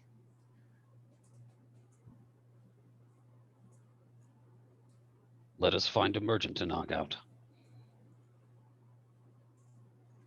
All right. Let's do that. I will stick out.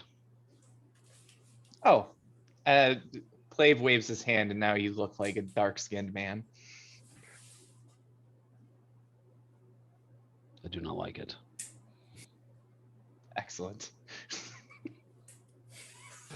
That is perfect. So it takes some wandering to make your way to the merchant's quarter. You realize that there are no walls separating this too. You pass essentially from the sort of middle class district, and then you slowly see more and more signs of commerce. One additional thing I would do is I would make sure that our dress is also appropriate to mark us as merchants, as having similar wealth to the people that we see along the way. I would make kind of micro adjustments that would be difficult to notice. Okay. I mean, you pass by several outdoor bazaars where small tents are set up with tables inside and people who are selling things. Mostly they seem to be packing up for the day. Eventually you start coming to more and more, not so much physical shops, but they do appear to be warehouses and businesses. It seems as if most of the selling goes on out of the little tents that get set up. Those just seem to have been put away for the day. And what you're essentially looking at are just like the business buildings where people store things and where they probably gather to do their own internal business. But you could still catch up to some of the merchants if you wanted to as they're packing it in for the day. So any idea what sort of merchant you're looking for? An ice cream merchant. You're probably not going to be able to find an ice cream merchant on the street at this point. I mean, you could definitely find like foodstuffs or alcohol or wine specifically, or clothing or, general categories of goods. But it seems as if most of them specialize in some general type of item or other. Could I mean, I think Clave would have a sense of what might be the most valuable thing and most likely to have need in the embassy. I think wine would probably be a good one, but also I'm wondering, would there be any kind of anything else that might seem particularly likely to have a consistent need for trade with embassy individuals? So, I mean, like, you don't necessarily know what comes in and out of. I mean, wine is probably one of the more obvious ones. Like, there definitely is a need, obviously, for food to come in and out of the interior of the city. But which merchants are dealing in high-end food versus just general food is harder to say. But wine is usually a good bet. There are also furniture merchants and jewelry merchants and jewelers and people who seem to deal in raw materials, which is probably less useful in the interior of the city, I suppose.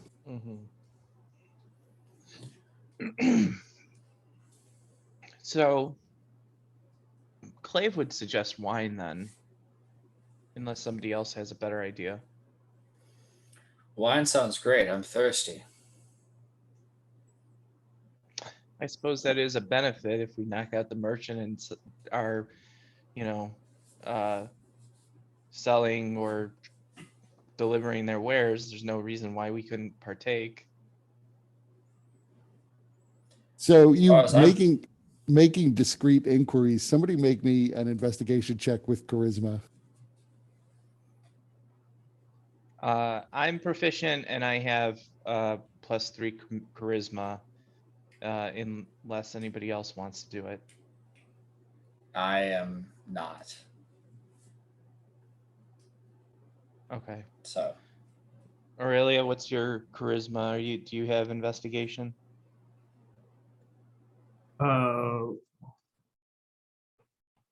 Yes, I do. Yes, and yes. Then you probably would have the better chance. I mean, you have what plus 10? With the porn bass in the background as she talks to No, I don't have a +10.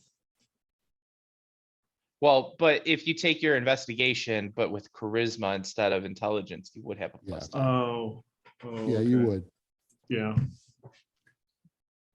Could I support her by casting detect thoughts to kind of read the surface thoughts of people as she's making inquiries?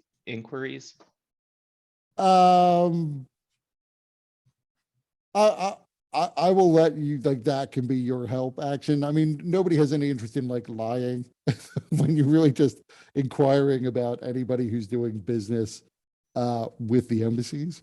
But sure, you can help. Okay. So you have advantage on the roll.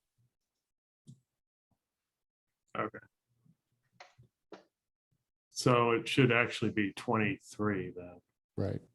So you are eventually pointed to a wine merchant who deals exclusively in high-end alcohol. So is Clave detecting my surface thoughts? No, the Okay. surface thoughts of the people you're talking to.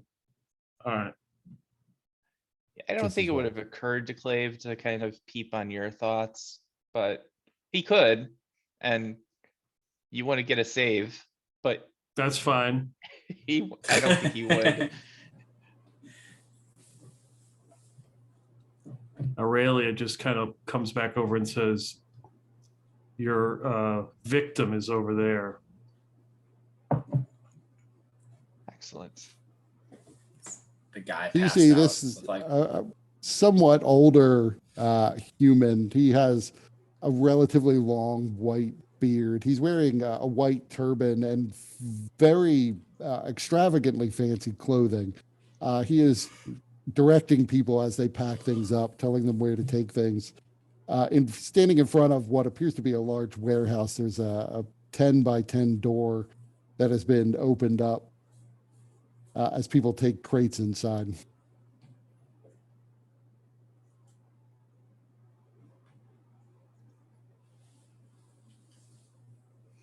How many people are in his crew? There are probably about 7 people packing things up. Perfect.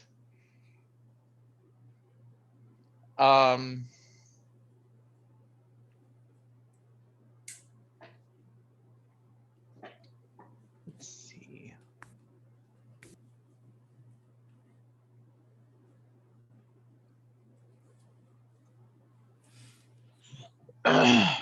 So I'm thinking of casting mass suggestion. What do you guys think? So they just club themselves in the head? So they just like realize, oh yeah, we're the new delivery guys. We're gonna take their stuff to the embassy, and they're gonna tell us like what is the procedure and what we need.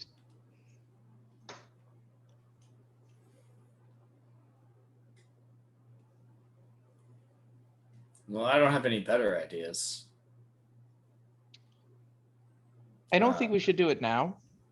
I think it probably would be better to wait until the morning, just to make sure that we're maximizing the amount of time we have.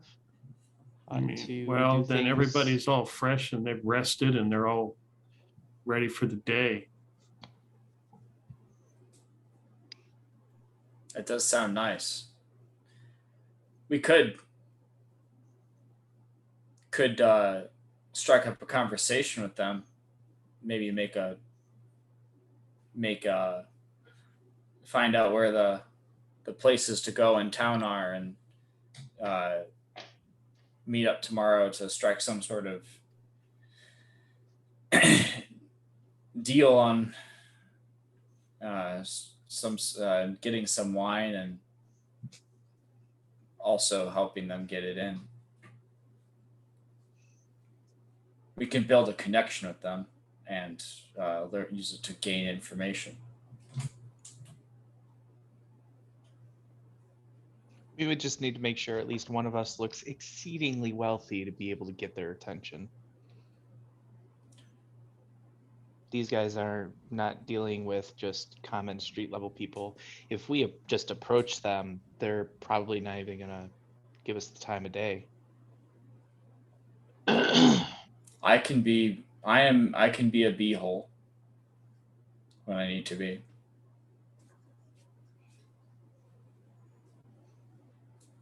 Well, you are arrogant enough to pass as the type of person they might deal with, so that might be actually not a bad idea.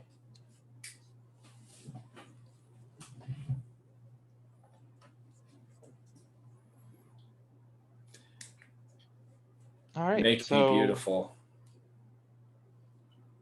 Well, do we want to do it now or do we want to wait until the morning? Because they seem like they're packing up shop.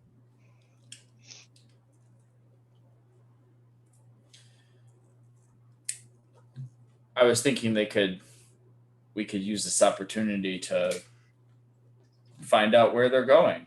Maybe you could meet them at a bar, have a drink,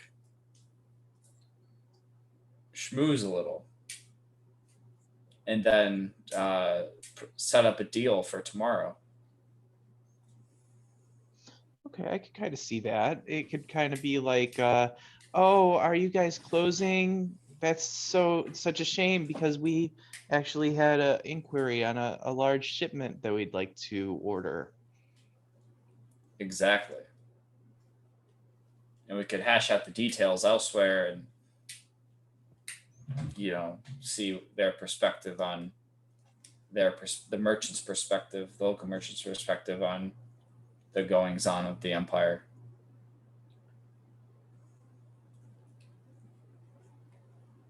Okay. Anyone else have thoughts? Darius, Aurelio? For the record, I think this whole knocking somebody out and trying to assume whatever is a terrible idea, but I'm afraid if I veto it, you'll come up with an even worse idea. I mean, you could propose your own idea. That we don't do it. That would be my, Then how would we get to the embassy? do we have to get into the embassy? Is it absolutely important, imperative that we get in there? I mean, I guess that's a really good question. Serious. I mean, you've mentioned that there's they would recognize you at the embassy. And if they recognized you and were not aligned with the demons and wanting to chop your head off, what would we potentially get out of that? What's the value in actually approaching them at the embassy? Are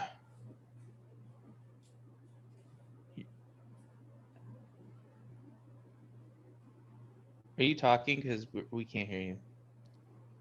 The value would be in determining exactly the reach and influence of the empire in their endeavors to the south. And the scale of the assault, potentially. Would they be able to offer us any resources to assist in what we're trying to achieve? If they have any despair, perhaps. Again, theoretically, I am the actual sultan of the lands.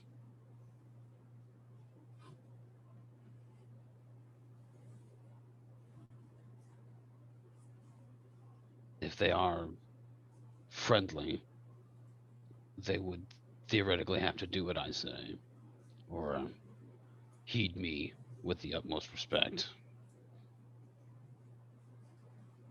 Okay. That could be useful. Now, the other question is, how much influence do the Dragonborn have in this place? Here in the city, probably nowhere near as much as they would down south.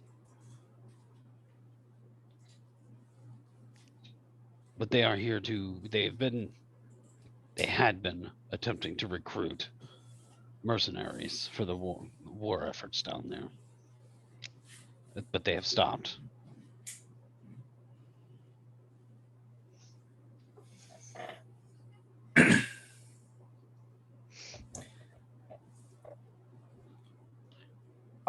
Do you think that if the dragonborn within the embassy knew of your true lineage, do you think that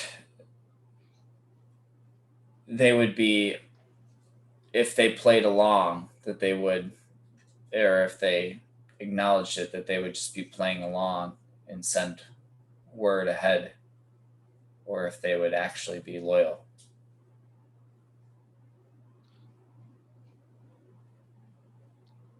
It could be a risk, yes. That might be a card not worth playing.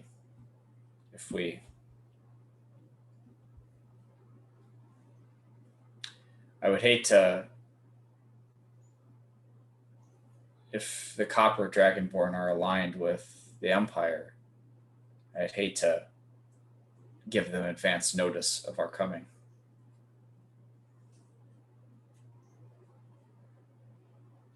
Just to play devil's advocate, just because the Coppers are currently aligned with the Empire doesn't mean that they like it.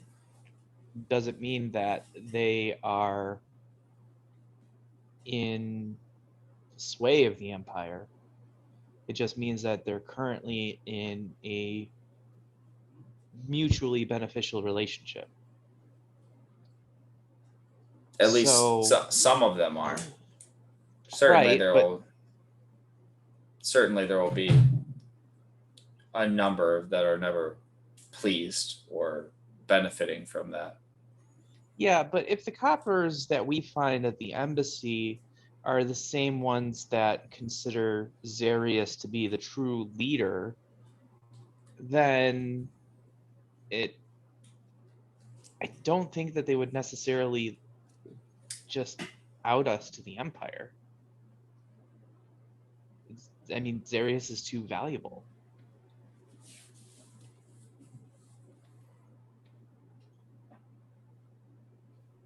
And He I has do saved think our that lives many times. they would probably have a better understanding of the exact nature of the relationship between the Dragonborn and the Empire. Whether it's a particularly strong alliance, whether it's tenuous, whether it's what's the word? One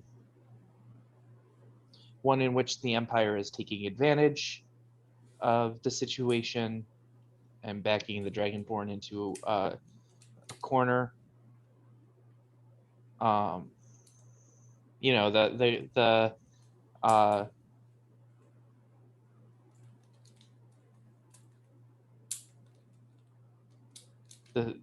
what is it called? The favor that they can't refuse, or whatever. The offer. The offer that they can't refuse. So it could be valuable to know that, which would then give us a better sense of whether it's worth hampering the fleet's empire while we have the opportunity today, or if that would further harm the Dragonborn cause. And it would just give us a better sense of the politics that are going on, which we could then use to be prepared for what we're likely to encounter. At least that's kind of what I'm seeing. I don't know if Zarius, Well, you it's- have any other opinions, or T-Hole or Aurelia. Well, it sounds like you've thoroughly convinced yourself that we should get inside the embassy. I'm not convinced. I'm just playing devil's advocate, like I said.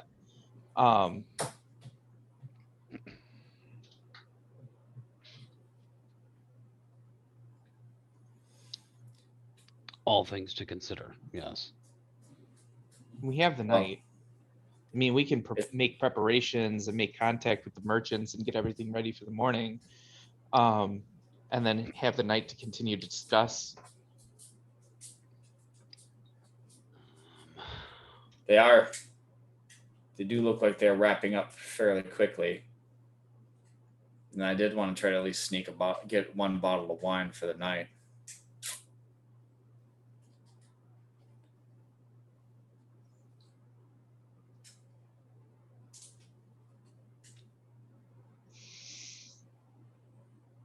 All right. Is there a place where we can be somewhere out of sight?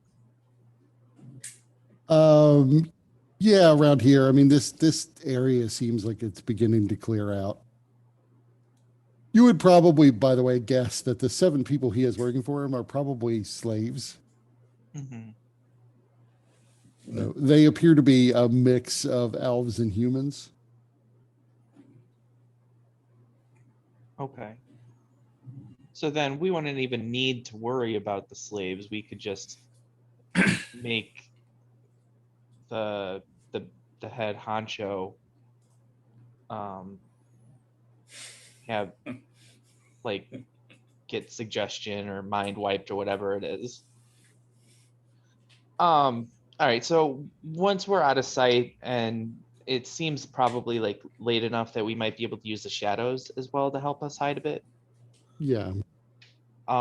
So Clave would change T-Hole's appearance so that he appeared to be much more higher nobility, and that his clothing was tastefully extravagant enough to draw the eye of a merchant's greed.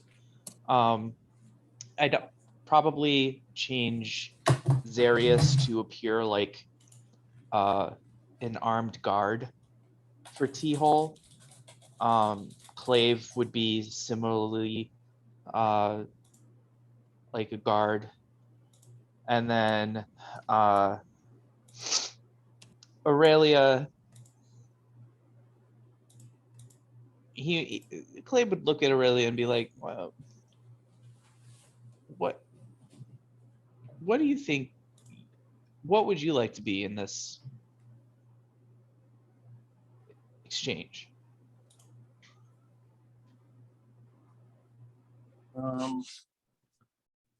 I'll stand a good distance away in case something happens and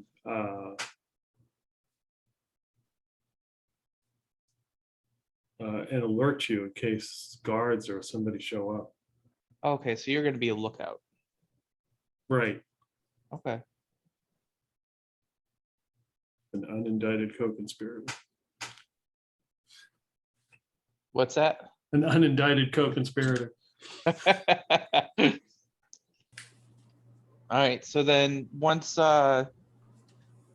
everybody looks the part, Clave would motion to T-Hole. All right, you're up. So T-Hole, looking, imagine something like this.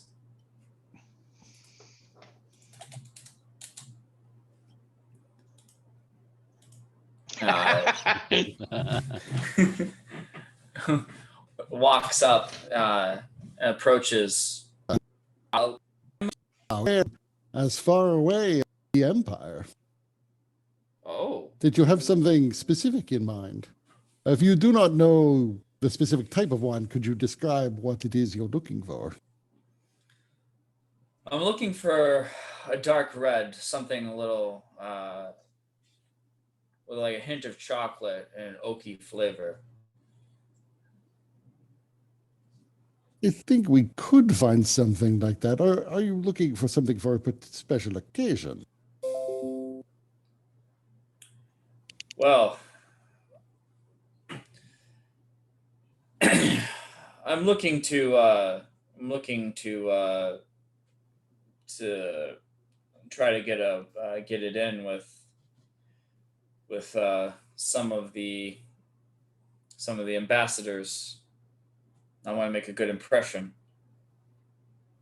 I hear that I've heard word that your wines are some of the best around. You I definitely figure heard it's- correctly on that. In with the ambassadors. So, which embassy are you looking to impress? Specifically the Empire. It seems they'd be the one to get in with nowadays, with the fleet outside, and I don't what makes it so it's just its rarity.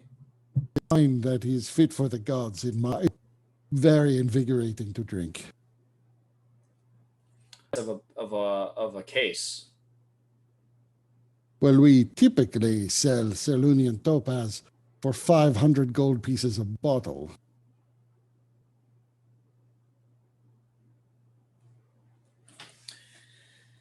If you would like to buy a case of 24 bottles, I suppose I could offer you somewhat of a discount. Perhaps 10,000 gold?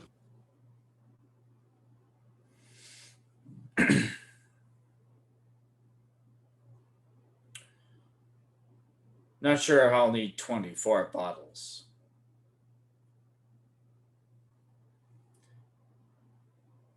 I think I'd be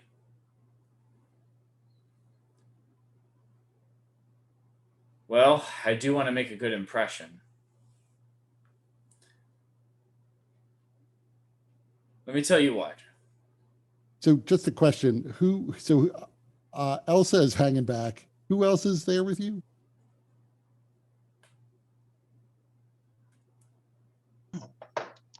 I'm there and I'm appearing as a guard. Yeah, it Rex? sounds like I'm like a bodyguard of some kind. So I can sense your hesitation, and I understand that this is a very expensive bottle. So I will make you this special offer. You, and if you like your guards, may sample this wine. And he yells something in a language that two of you don't understand, but Beehole can understand. He's telling one of the slaves to go and fetch 3 glasses of this Cerlunian topaz. And the slave sort of jumps up from where he was leaning on a box and runs off. And a bit later comes out with 3 crystal goblets that have, an inch or so, a finger of wine in each. If you have never had this before, trust me, you will understand why it is as expensive as it is.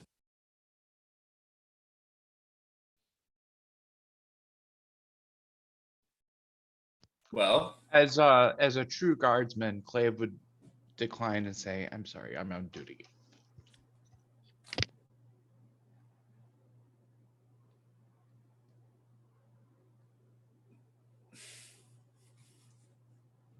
What about Mreksh? Thinking. I don't know how he would feel about trying. It's just like a little. It's one of the like a little drink, right? Yeah. He would just take it and shot it.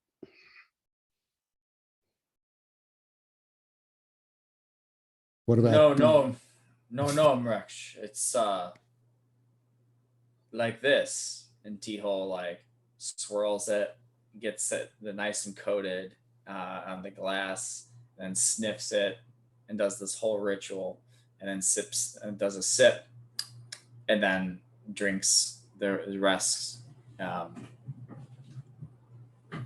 After So it is. using his spell. It's an amber colored wine.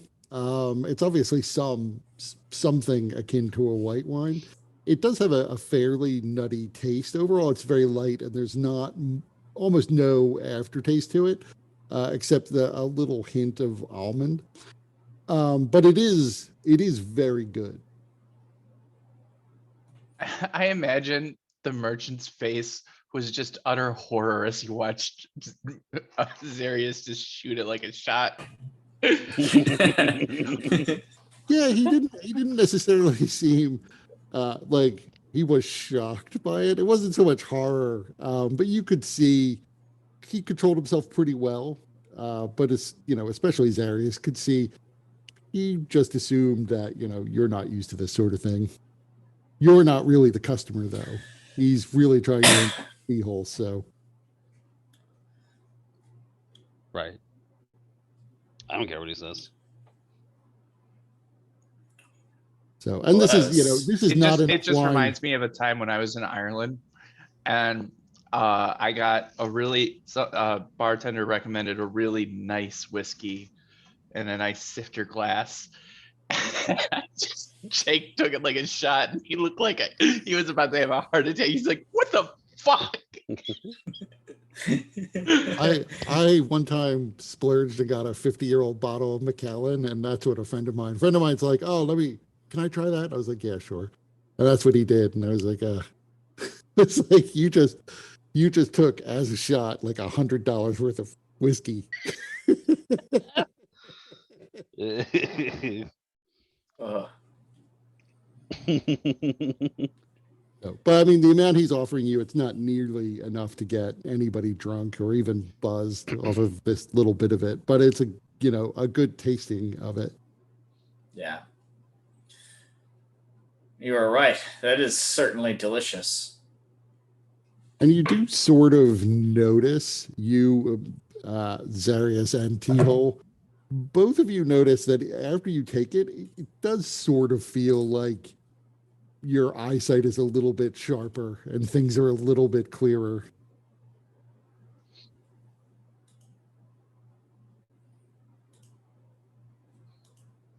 Good to know. Well, how about this?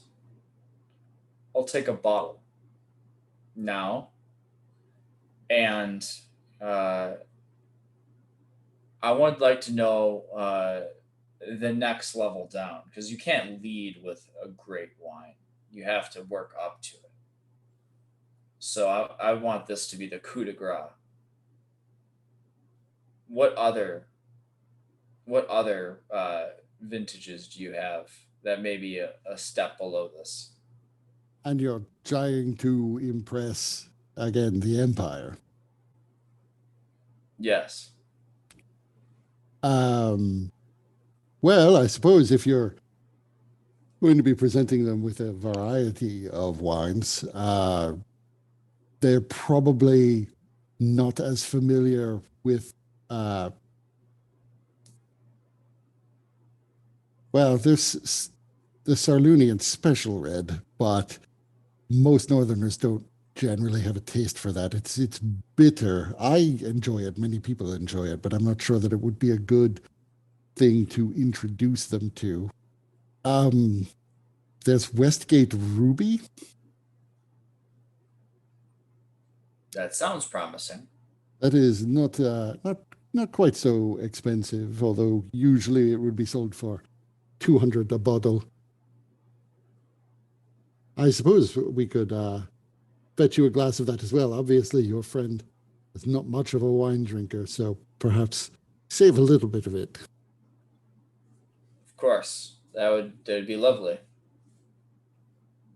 So he, to the same slave, he tells him in his foreign tongue to go get you one glass of this Westgate Ruby.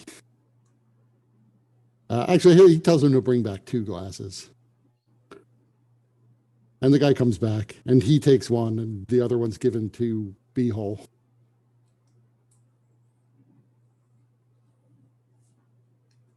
And he's gonna have it. Does the whole ritual again, and sips on it, and then drinks it down. It's a very dry red wine. It's good. It does have notes of chocolate. There's almost a sense, though, it's almost got like a coppery taste to it as well. It's unusual in its flavor profile. You've never tasted one that tasted quite so metallic. And that might sound bad, but in fact, it tastes pretty good.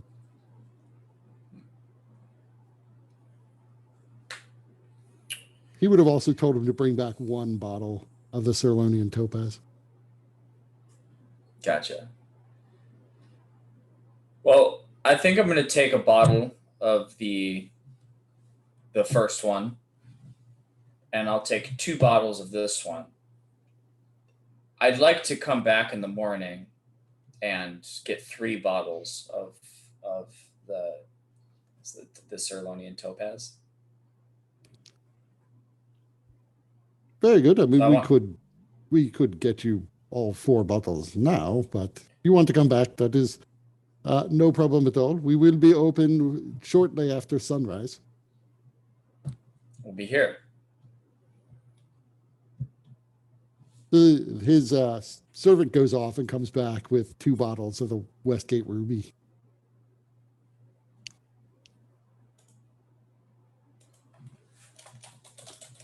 So that is 900 gold pieces, but since you have allowed me to sample my own wares, I will give it to you for 800.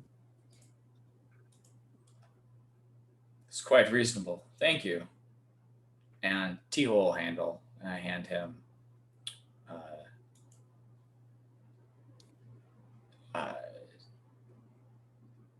800 gold pieces. He's got 625 platinum, so hand him 80 platinum. Thank you. I look forward to seeing you again. I am not normally around when the business first opens, but I'll make a special appearance tomorrow. Thank you very much. You know, if we were going to go to a establishment for a good meal and some more drinks, where would you recommend? For a meal, normally people here simply buy their food during the day and prepare it at the home. But for drinks, there are any number of taverns. I can't necessarily say that the quality will be the best in the world, but they will have food.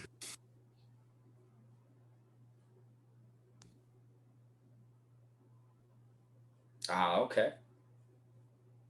The Hassan Arif is just several blocks from here, but it is probably the best one within a mile's distance.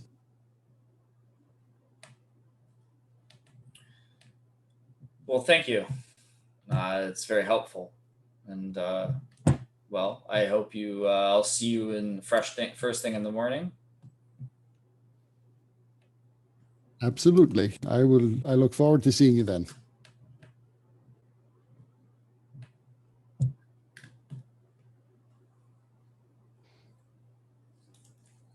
We'll At walk this a point, block. they're pretty much all packed up. So as you walk out, one of the servants comes and closes the main door to this building.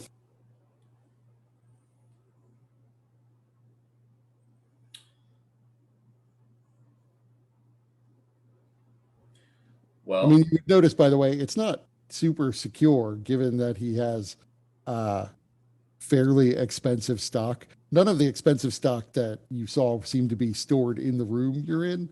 So you're not really sure what was being stored in this particular room, but you would guess it wouldn't take that much to bust through this door. He must be relying on guards that stay there overnight. hmm.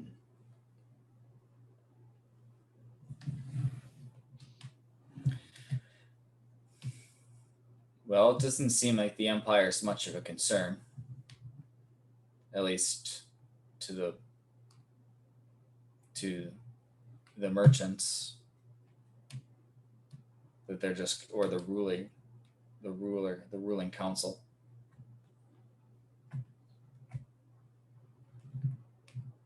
Shall we grab a bite and crack open one of these bottles? I wasn't really expecting you to buy anything, but yeah, sounds good. Let's go get Aurelia. I mean, how often do we actually have a good time, right? It's always saving the world or running away from somebody. At least we could enjoy a drink. I should have checked actually. Was Aurelia doing anything or were you just watching from afar? I'm just watching to see if anybody is watching the interaction or, somebody looks suspicious.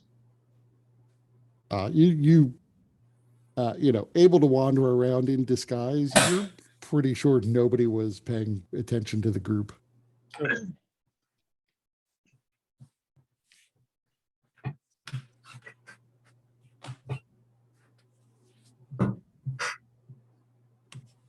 Where are we going then?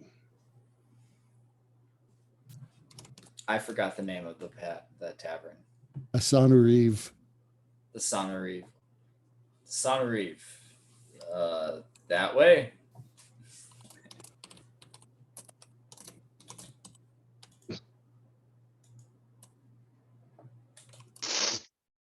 All right. Well, let's head out. Get some food, get some drink, rest, come back in the morning, and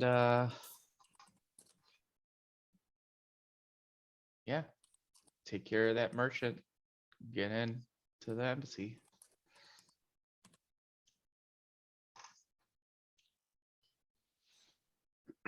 So it is a little less than a mile away, but you do find the Asanuriv.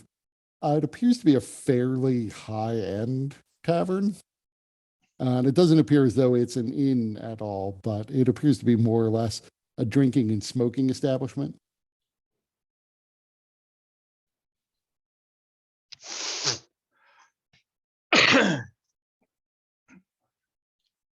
Well, this is the place.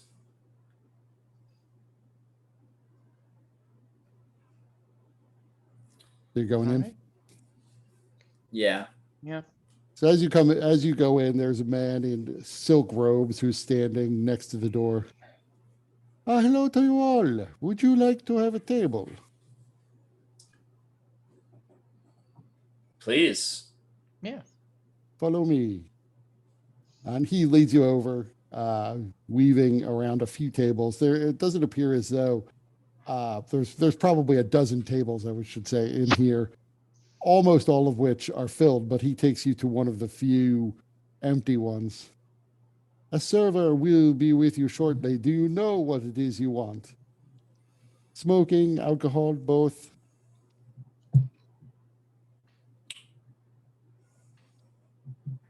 Just some food Well, for me.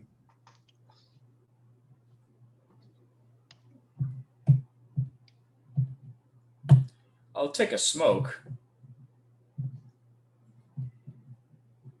Very well. And Rakesh. What do I will smoke do as you- well. do you have a preference?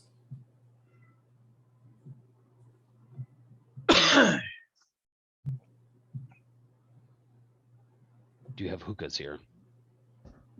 yes, of course. How else would you smoke? I mean, I guess if I saw the people with the hookahs, I probably wouldn't have asked, but Yeah, there are hookahs on most of the tables. then yeah. But you see, a woman comes out with a small cart that has a hookah on it, and she positions it at the center of the table.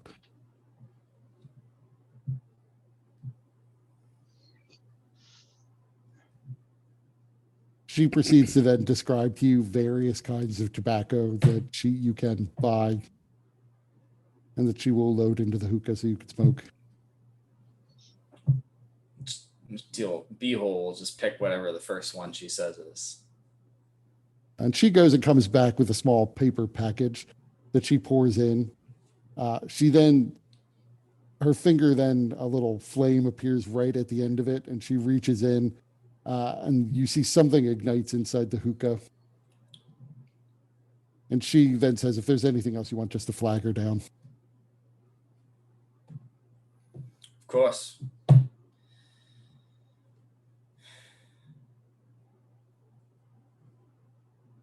All right. So, thoughts about tomorrow? They said they'll be open at dawn. Well, he won't be there at dawn, but his crew will be.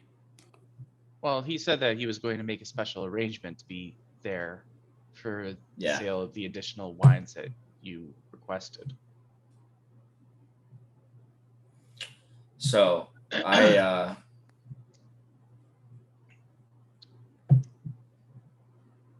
I imagine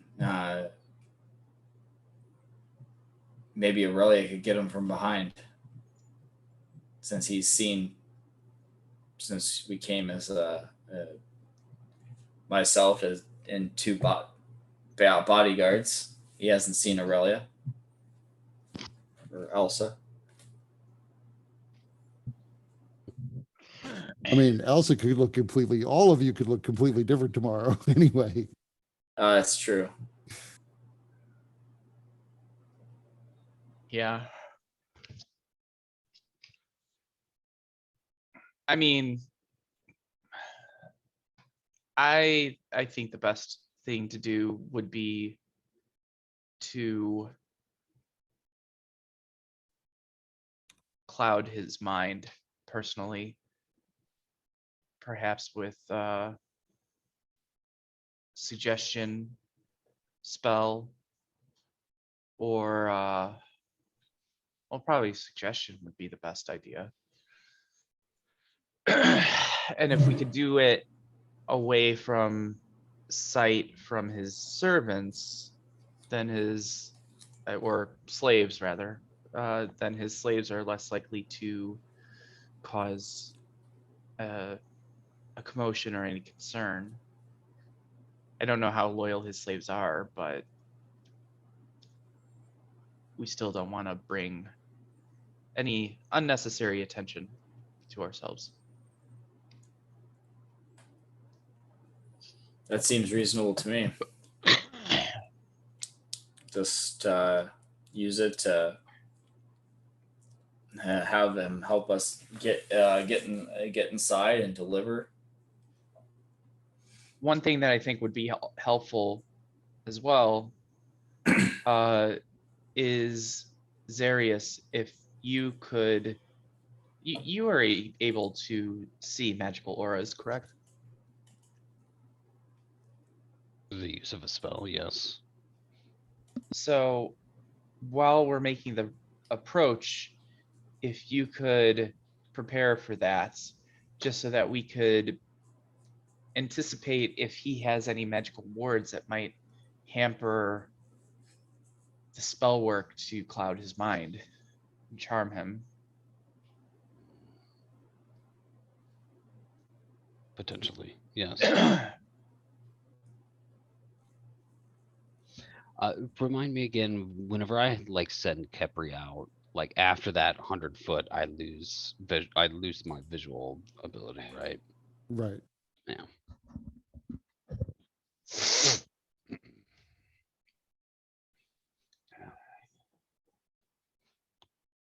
It might still be worth me having Kepri go out invisibly to see if she can sort of discern where the embassy is. You might recognize somebody. She might, for sure.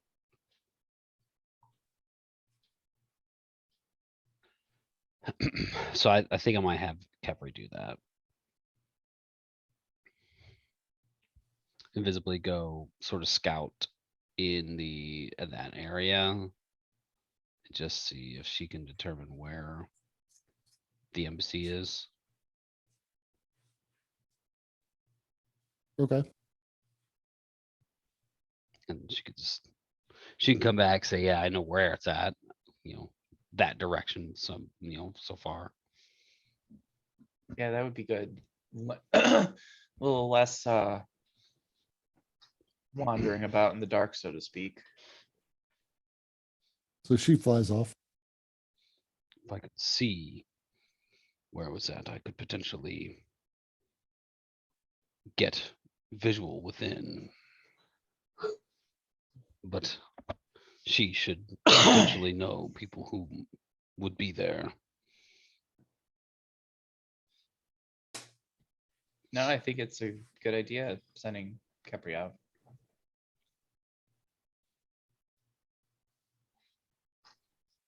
So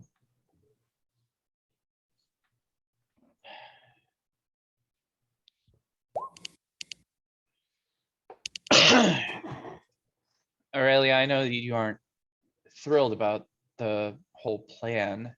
Do you have any concerns, or have you been able to think of anything else that we might consider?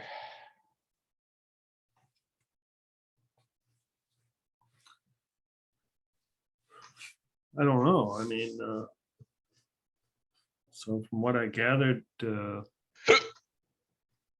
Zarius' family is in league with the Empire now.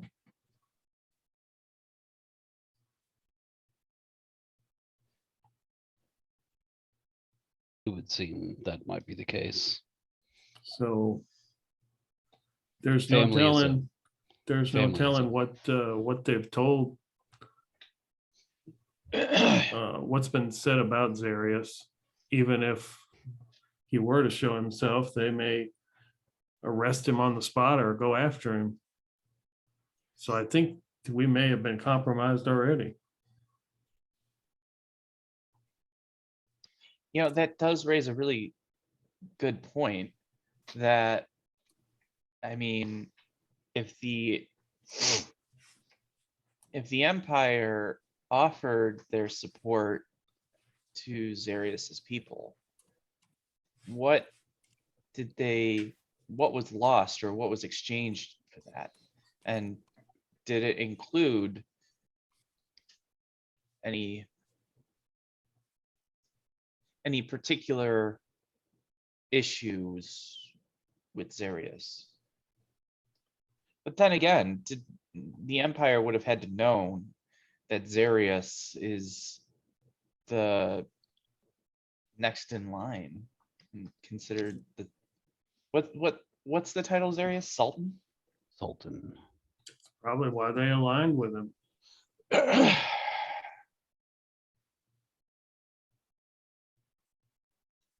I mean, I think that that would be an interesting consideration. I mean, the Empire knows who Xarius is, does not particularly like Xarius right now, just as they don't particularly like any of us.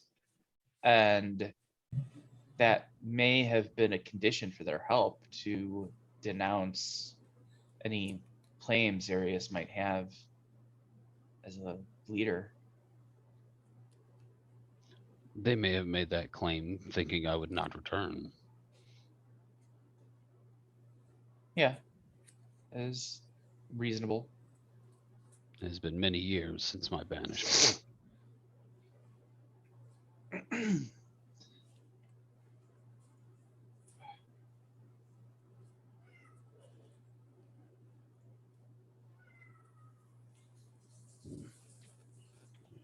I go back for my people. I will not have them under the heel of a demon.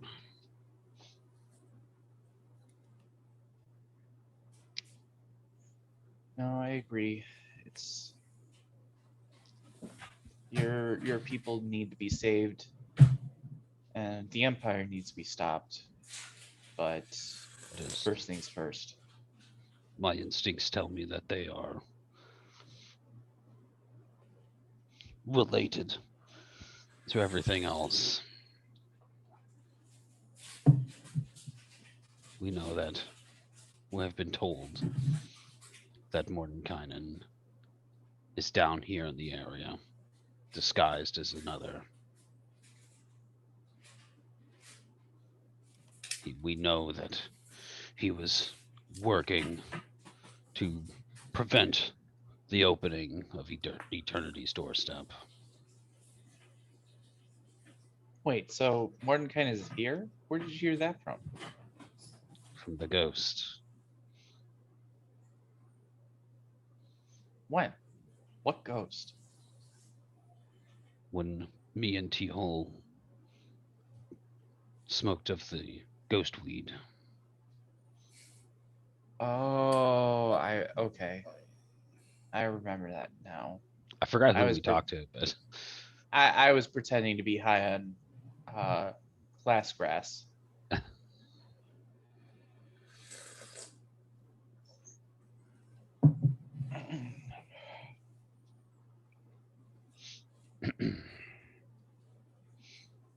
Oh, T-Hole, make me a wisdom saving throw.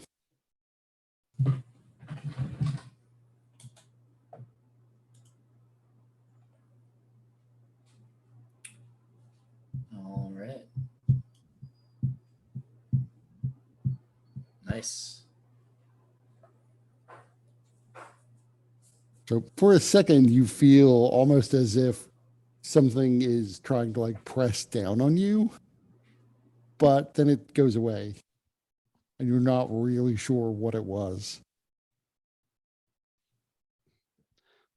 did I see somebody Does- cast a spell? You did not. Did I'm it sneaky. feel like it was an effect of the hookah?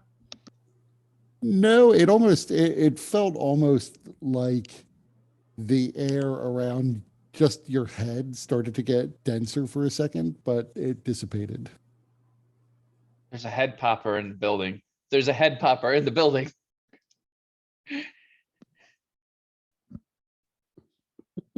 You watch The Boys? Yes.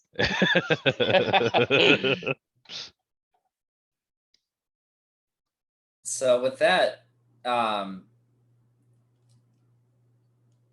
T-Hole's going to like he's gonna just he's gonna like shake it off and pretend like he didn't notice anything, but start looking like casually, like lean back, assuming like maybe these are very comfortable chairs, and like lean back and kind of look around, trying to get an eye of like anybody that's given him any interesting looks or acting suspicious. Make me a perception check. A look of frustration as you've just thwarted his plans.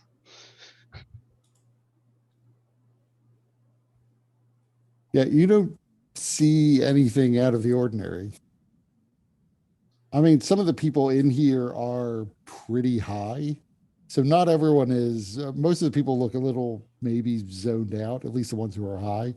A lot of people just seem to be lost in their own conversations. Occasionally people look in your direction, especially as you start to lean back.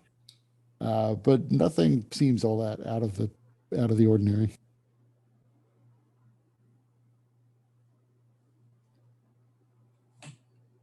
T-Hole is gonna lean closer to who's sitting next to B-Hole. I was also smoking, so possibly me. I assume you were all You'll, sitting like- at the table. I guess T-Hole would lean like in and say, I felt an effect. Some sort of, my head felt very dense for a second and then let go. Do Be I on the know what we're lookout in smoking? case. Yeah. I think it's just tobacco. Wait, T-Hole, what do you mean that you felt pressure on your head? Almost as if there was some sort of magical effect. Well, Just there's lots of magical effects. Be more specific. Was it a physical pressure? Were you feeling it inside your mind? Was it more in the front of your head or at the base? Was it all around? it was as if the air around my head all of a sudden grew dense. Okay, so not actually anything inside your head, but a physical effect on the outside of it. Correct. And was it a uniform pressure or was it in a specific point? I Oddly don't know, man. specific. It was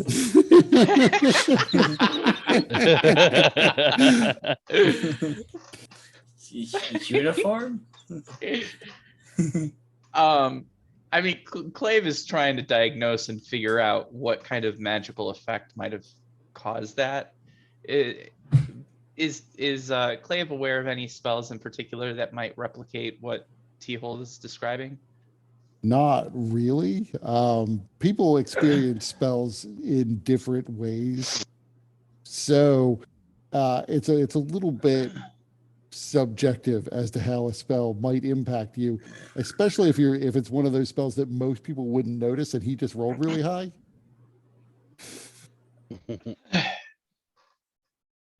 True. Just I mean, it could The- be that somebody was trying to read his mind. It could be, somebody was trying to charm him from a distance, or somebody was trying to scry on him, or it's definitely probably related to some sort of mind altering effect. Zarius, do you have detect magic prepared? Always. Can you cast it? See if there's any magical auras around. I'll attempt to discreetly cast it as best, as discreet as I can. But I generally know. play that you can't really without subtle spell, subtly cast any spell with verbal components. Yeah, it's verbal and somatic, so but you cast the spell. I mean, some people definitely take note of the fact that you're casting a spell. But you don't detect anything in the room. There is like some of the tobacco they have on the shelves behind the wall is very faintly magical, but that's about it. Mhm. And the one in our own hookah bowl here, Is not. no, nothing that appears illusion, like an illusionist spell, or on a person, perhaps. Uh, Then well, I mean, you guys obviously light up right. like Christmas trees, but everyone else in the room appears to be perfectly mundane. Mm. And there's nobody here that looks familiar. Nobody we encountered previously on the No, roads, Not that perhaps. you can tell. Well, do I light up as a Christmas tree given that I have the amulet of protection against or proof against detection or whatever it is? I don't know. I don't know exactly what that does. Let me check. It basically is a Makes you immune to permanent to whatever. non-detection. So divination magic doesn't work on me.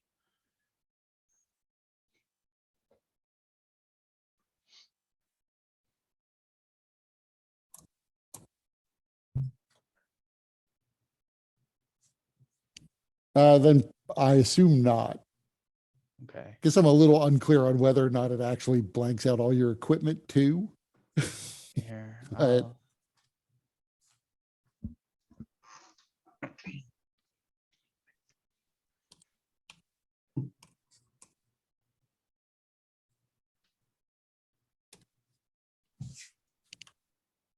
I don't know.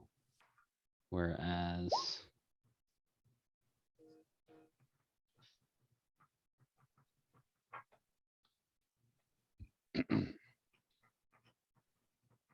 Yeah, I mean, I would say that basically covers the equipment that's on you as well.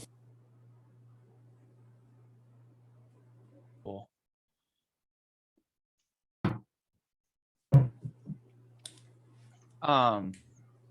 So Zarius, did you see anything? Anything suspicious, magically speaking? some of their herbs behind the counter are very faintly magical, but nothing out of the ordinary. And none in the hookah at our table? No. Okay. Well, Nor, by the way, Everybody- are Behol's wines. They're non-magical. everybody. Are you keep- drinking those wines or are you just stowing them? I'm not. Well, we haven't pulled them out yet. So right now it's just stowing. But the plan was to drink them, right? I mean, Clave definitely wants to taste what a $500 bottle of wine tastes like. 500 gold piece. Yeah, yeah. I mean, Wasn't it Teal 800? would. Or Well, that 800, was whatever it he was. ordered. It was a five. It was 3 bottles, Got 2 at 200 and 1 at 500. With a And he gave- 100 gold piece discount. Yeah.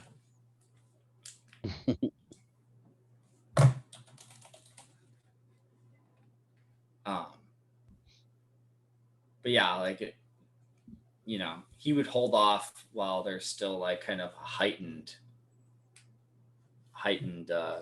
sense of potential mischief going on. Well, everybody keep their heads on a swivel for anything suspicious.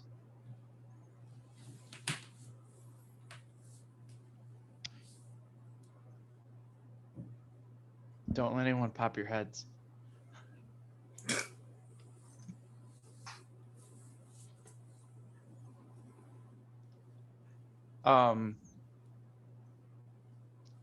Given this, how cautious do we want to be?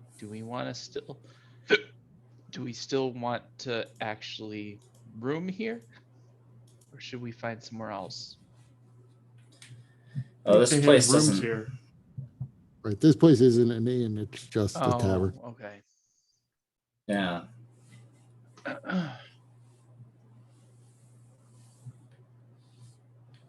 We're just winding down.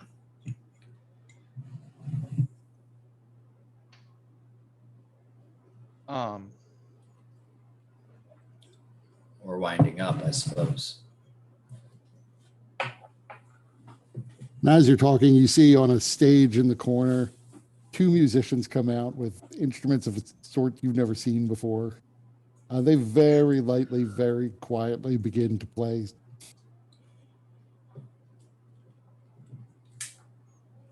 Is this within the span of my 10 minutes for detect magic? Yeah, sure. There's nothing magical about them. Just evening Except their entertainment. voices. Right. Except, obviously, the sweet, sweet voices. Aurelia's judging them to be inferior and insufficient. I mean, all of you would judge them to be inferior to Aurelia if Aurelia wanted to get up and sing. But, you gather most of you are not really able to translate what it is they're saying. It just sounds so light and upbeat relative to anything Aurelia would sing.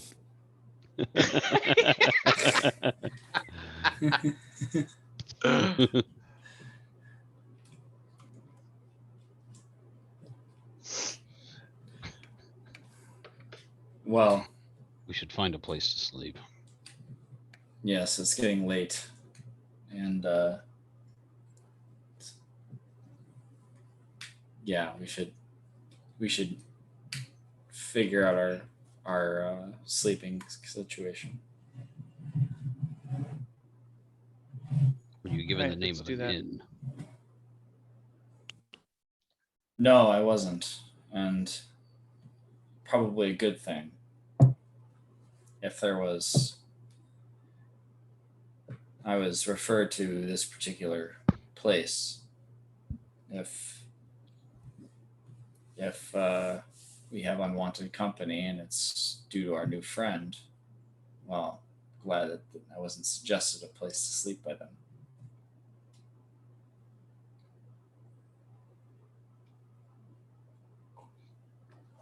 So I think we're on our own to find a place.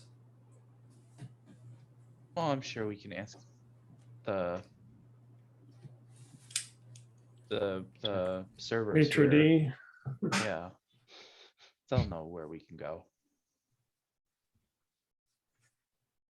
Excuse me, server.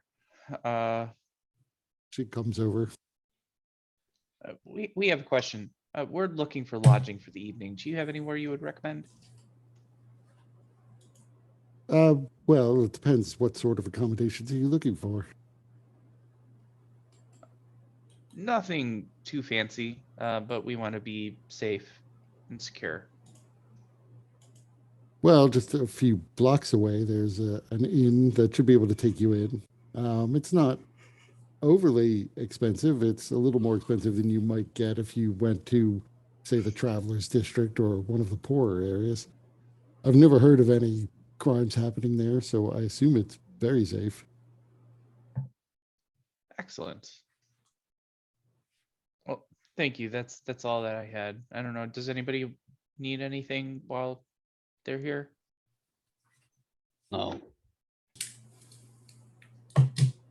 No. Service that is will be- lovely. Thank you. 5 gold pieces for the tobacco. Oh, Clave had ordered a meal as well. Yeah, so that would have been thrown in too. Okay. 5 gold for tobacco. Seems like a lot. You didn't come to the cheap place. Came to the place where the guy who orders $500 or 500 gold piece bottles of wine goes to. Yeah, no doubt. Did this seem like 5 gold piece tobacco? I mean, I don't know how much experience you have with tobacco. It was okay, not great. Like, yeah, you're not sure you got your value out of it for 5 gold pieces. But it was the first one she named. So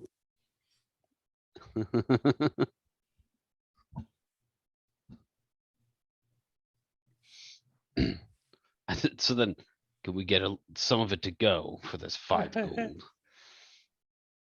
the whole packet was poured into the hookah. You can, of course, stay here until you've smoked it all up, but it does appear as though you already have done that. Seems excessive. If you would like to order Serious, something what else, that's fine. Darius, what an uncouth request. Do I seem like a couth person? Eh.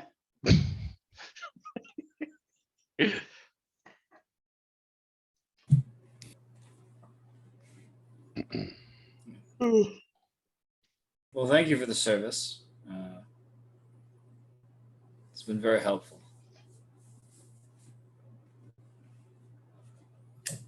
Have a good night then.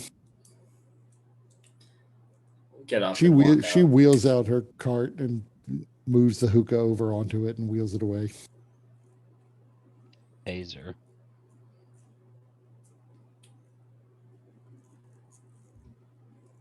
What'd you say? I said, who pays her? Don't look at That's Clave. what I want to know. You're in the hands of T-Hole would money. look around. T-Hole would look around and just like either imagine that everyone's either like looking at him or like awkwardly not looking at T-Hole.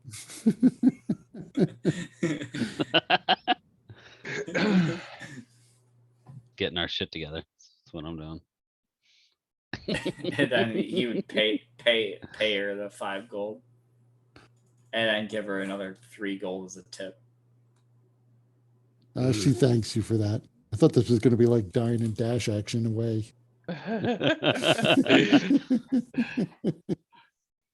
Right. Just charm everybody to think that it's a 10-day orgy. Nah, you go. instead, we've been robbed.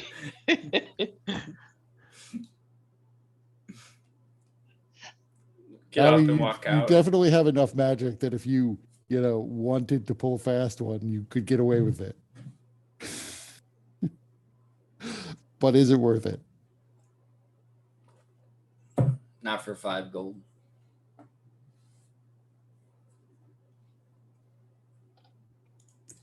So you leave. So- A couple of blocks away, you do find the inn she was talking about, the Desert Flower. It appears to be more or less, it's not so much even a tavern or an inn. It appears to be much more akin to almost like a regular hotel, a little bit of a hybrid with a bed and breakfast. It's a very large private structure. And what you would gather is one of the owners greets you when you knock on the door. Would you like rooms? Yes, we'll take a room. He kind of looks a little askance and says, "You mean you would like rooms for all of you, or a room?"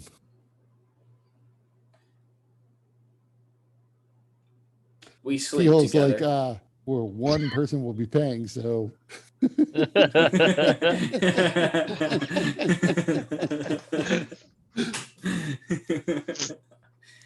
I mean, at least So- 2 of us still appear like guards.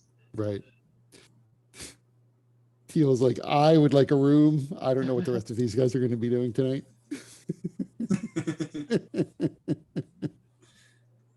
How much is a room? Well, you could have a room on the top floor for 1 gold piece a night. I could probably cut you a deal given how late it is. 5 silver a night. Assuming all of you get your own rooms. That's reasonable. Do the doors lock? There are locks on the doors, yes. I mean, I have keys to those locks. Mhm. But we've never had- Secure. We have never had any trouble here at the Desert Flower. Famous last words.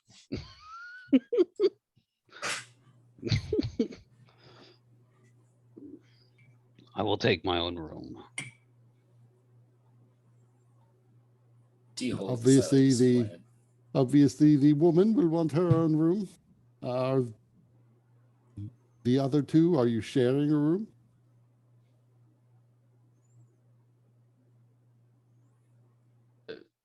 Clave looks at T-Hole and says, I don't have any money.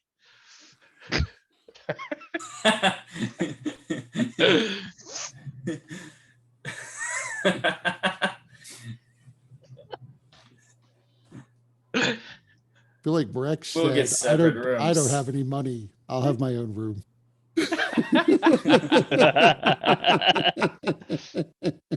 Yeah, Aurelia looks at this guy and points over at T-Hole. He's got mine. We'll have separate rooms for all of us then. Sure, why not? Okay, I must ask you to pay upfront for tonight. 2 gold. Right, I 2 mean, gold. total. I mean, I'll just produce 5 silver from a pouch and give it to her. She looks at it. Northern money. This Imperial? Possibly. Don't see much Imperial money down here. I gather Oh, there but- must be more now. But All the I've never ships seen that it. are on the sea out there.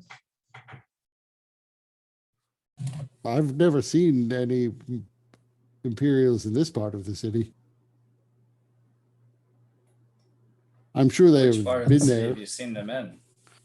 I've never actually seen any Imperials. I just know that they must have an embassy in the center of the city. They must have, therefore, their own servants and slaves and people who come with them to serve their betters.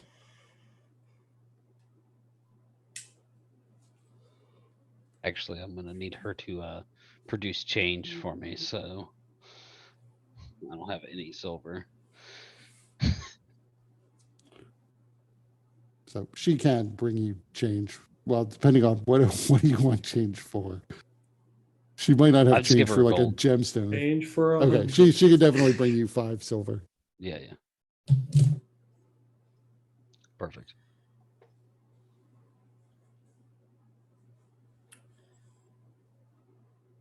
Well, So is T-Hole paying uh, for everyone? yeah. I mean, you definitely get the sense that if anybody's sleeping in the same room with Aurelia, you're going to have to produce some sort of evidence that you're married. Because she's not down for those sorts of shenanigans. But she shows you all to your rooms. She does lead you up.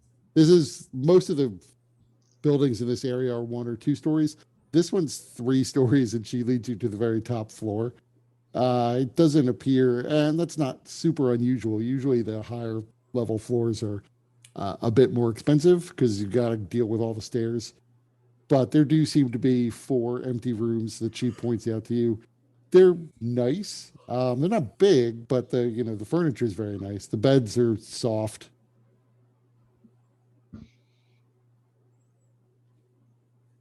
Sweet. Deal would do like a once like a look once over of his room, kind of checking for like checking for like holes in the wall or like floorboards that are loose, or basically checking to see if there's any like unintended access or entrance that could be gained into the room before he settled down and get Yeah. ready Do the to windows sleep. lock? Yeah, sure. We'll say the windows lock. It's probably So- not usually a big concern for most people, but I guess, maybe flying monsters. You never know. Yeah. So before I go to sleep, because I'm gonna lock everything. If there's curtains, I close them. I'll take off my armor, Dun dun dun. but that armor is right there next to me, like in the bed. And I'm casting Death Ward on myself. Ah, So, Dustin, roll me a D100. You got it.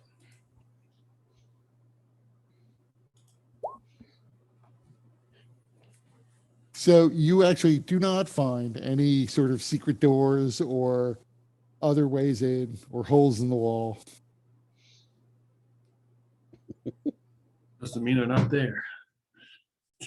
Well, no, I was rolling to see. If you're thorough about it, I was going to let you find, but it was a very small chance you were going to find anything amiss in this room. Yeah. So satisfied that he has turned over every leaf and overturned every dresser, Teal will go to bed. So you are told that there is typically breakfast at 7 in the morning, so an hour or so after sunrise. You mean I have to wait 2 whole hours before I can eat?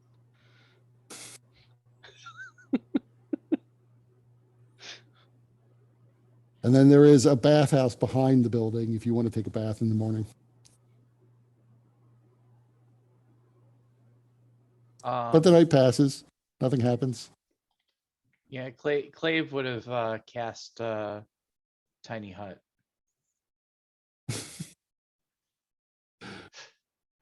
So so maybe at some point she comes upstairs for something and discovers there is a tiny hut projecting through the walls, taking up much of a floor.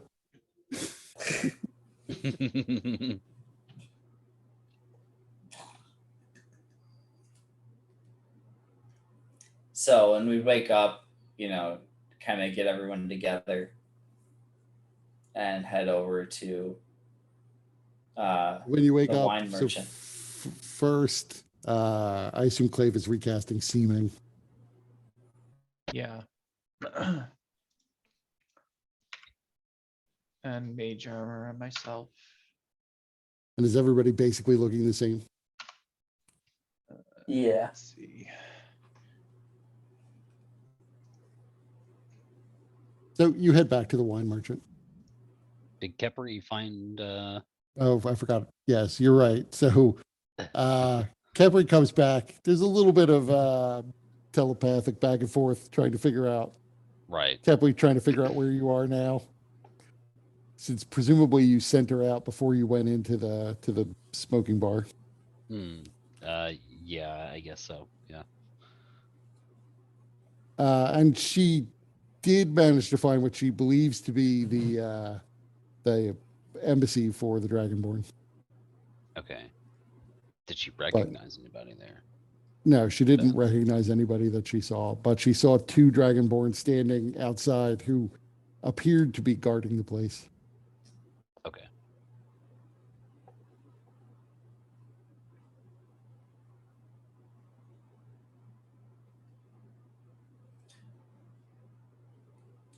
So just one more time before we do this. We're going to go to the merchant, pull him aside,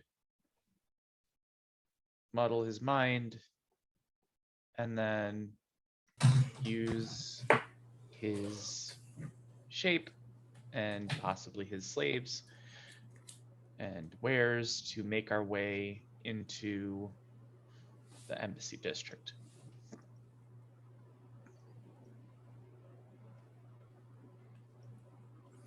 Yep. Is there anything I may have missed? We're not going over.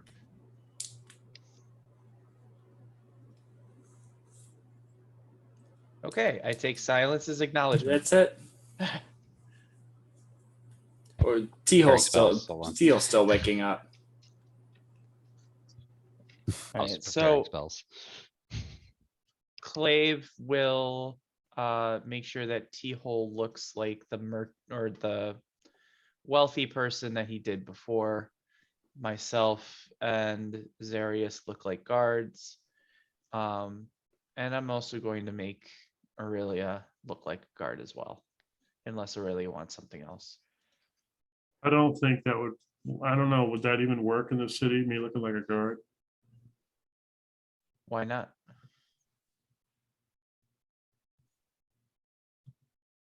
A merchant guard, not like a city guard or whatever. Okay, I'll look like a guard then. You go back, you do see the merchant there. Ah, hello. Good morning. Glad to see you back. Good morning. So tired, so tired. I'm not usually up quite this early. I have other people who usually sit up for me, but for customers such as you, I have made a special effort to be here. So, you would like to buy, I know you already bought one of the Cerlonian topaz. You would like to buy 23 more? I was considering 4 more.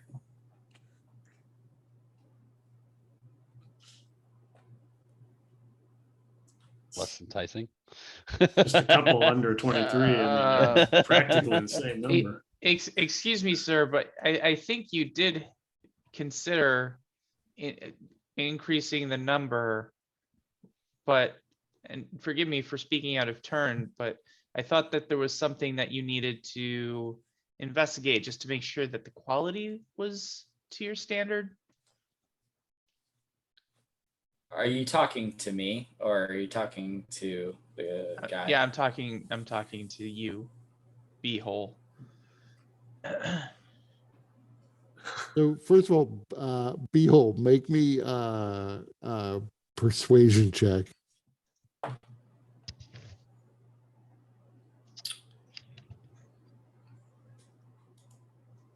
That's, I'm going to use an action point because it's we haven't used any yet. Hey, So you have successfully avoided him feeling like he got up super early for some schmo who's just buying 4 bottles. Rather than 5,000 gold pieces worth.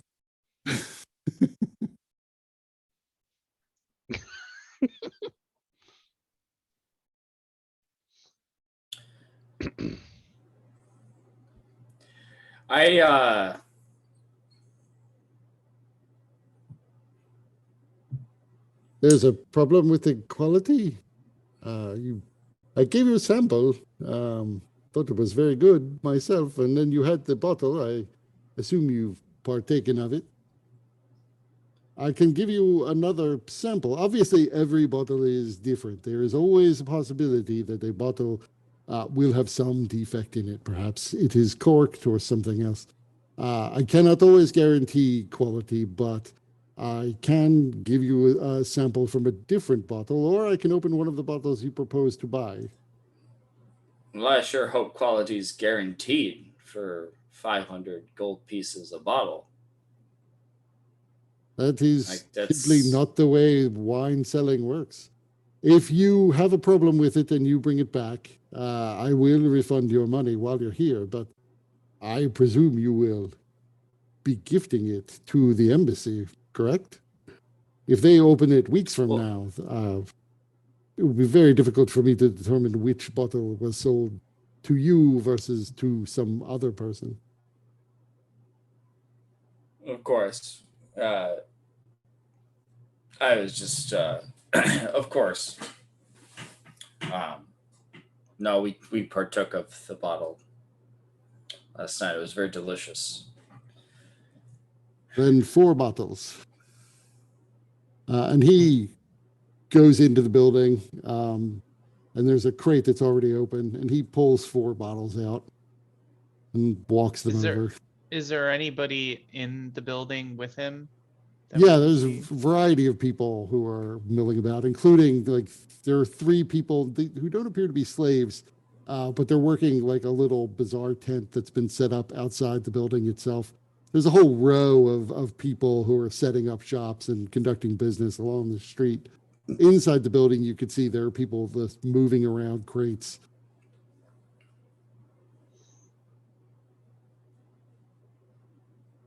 All right. So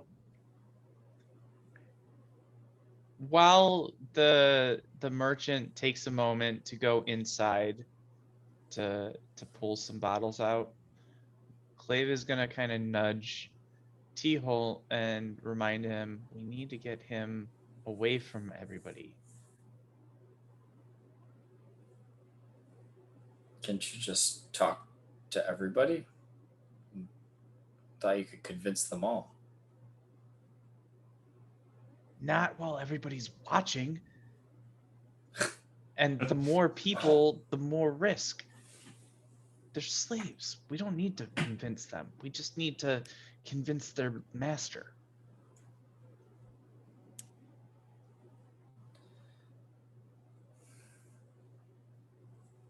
And he So comes I- back with the 4 bottles, which he sets down on a table.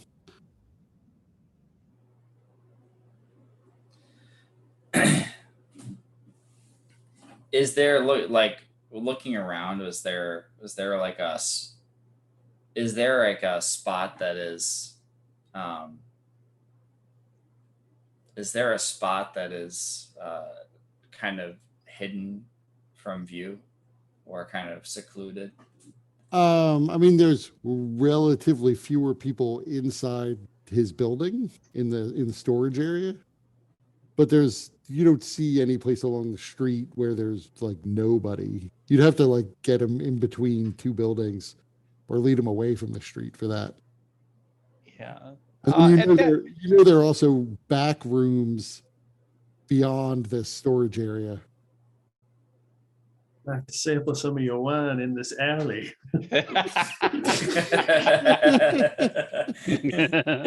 Perhaps in a solo cup.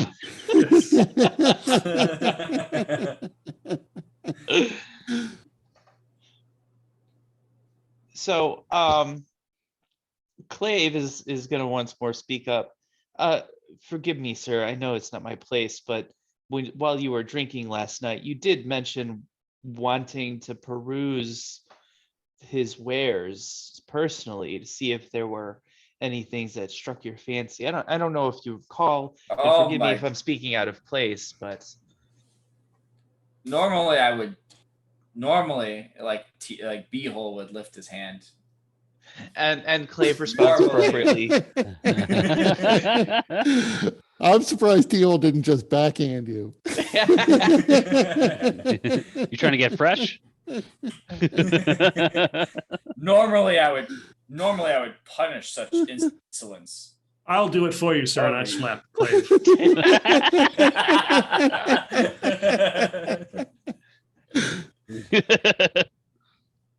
But you bring up an excellent point. I am still waking up.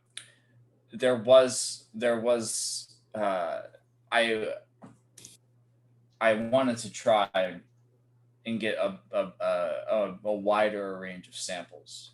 I was hoping that you could show me to your storehouse.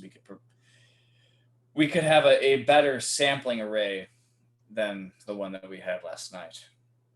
But we do not have samples of everything we sell. I was indulging you a bit yesterday. I'm happy to show you around, and you can have samples of the bottles we already have open.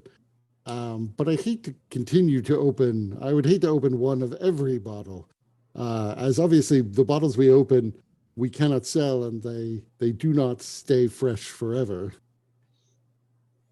That is fair. I'll take samples of the ones that you do have open. So make me a persuasion check, because you're trying to get him to take you into the back, whereas he was bringing you samples out here before. Yeah. Are you kidding me? Well, I'm gonna use my second action point. Nope. Fuck. And he I was going again to cast a Do spell I- on you.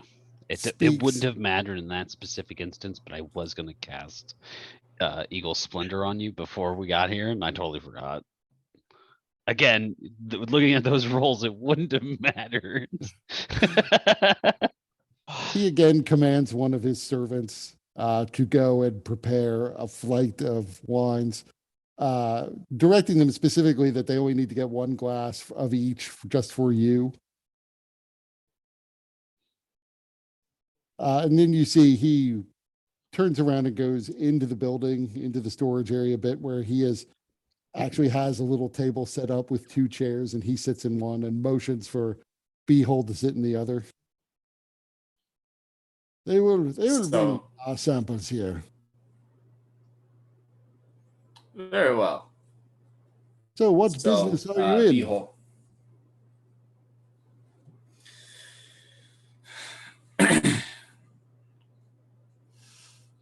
Well, I'm in the people business. Really? I assume that's very lucrative. I don't know necessarily what sorts of slaves you offer, but what sort of stock do you have? Well, they're currently in transport. But they're from way up north. It's a Northern mix of elves. While this conversation is Yeah. happening, does Clave see any opening when people may not be looking, or where he can kind of back into a corner to cast in a way where it's going to draw the least amount of attention? Well, you would determine that he has some of the people around him who are there to guard him. So they are not actually deviating their attention from him. How many? 2. Okay.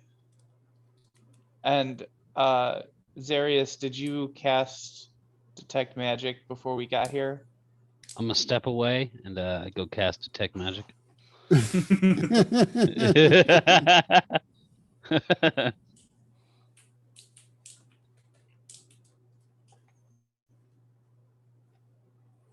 So you wander away and cast Detect Magic and come back. It doesn't seem as though there's any magic going on in here. All right. He's clean. I didn't want to cast such a high level spell, but it's just the 2 guards and the merchant, the wine merchant. If you In pick your there. moment as people come in and out. Okay. So I would pick my moment and hope that I picked it well and cast Mass Suggestion. So roll me percentile. You want 21 or above is good. 20 or below is bad.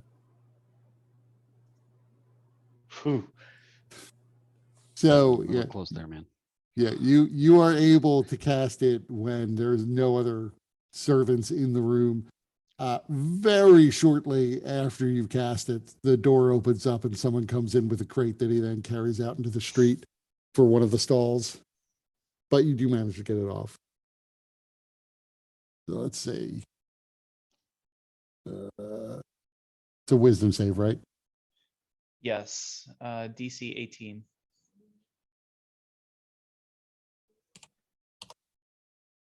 This is first the merchant himself. Are you fucking kidding me? Am I 30 feet from the merchant?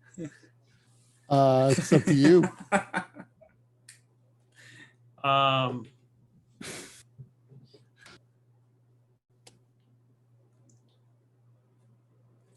You know what? If I knew he was casting this, I would try to be 30 feet from the merchant. I mean, you were disguised as one of the bodyguards. Right. So. So I start humming, if I could turn back time. You get to roll again. So you see there is a definite look of shock on his face as he realizes that Ayan Arif is casting a spell. And then you see his entire body, all of the subtle little body movements, the look of shock, all completely reverse as if he is being rewound in time.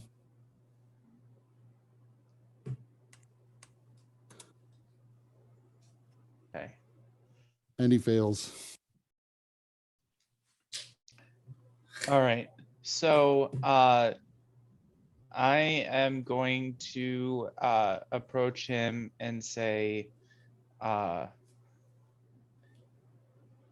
you are going to provide us with everything that we need to make a shipment to the embassy district on your behalf.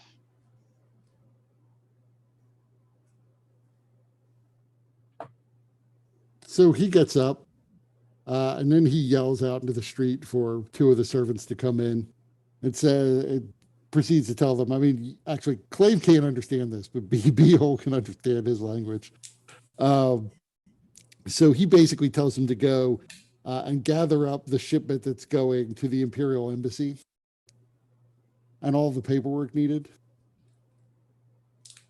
And he also tells them to gather the men.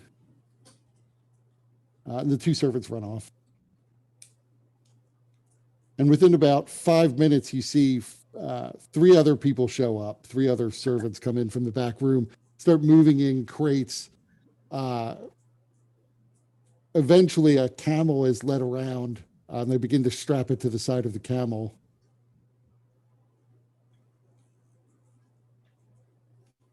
Okay. And he says, Teal's "Here, gonna you take interest will to need. see, You will is need that these." correct?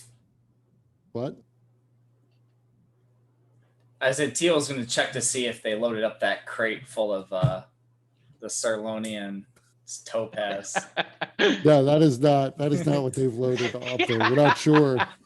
You're not sure what it is they're transporting in from just looking at it. But it seems to be something different. They do appear to be sort of white Okay. wines, and one of them is green. And they're entire crates of these different wines. And he then hands over to Ayan Arif a stack of papers, all of which are stamped and have a little gold seal embossed upon it. Excellent.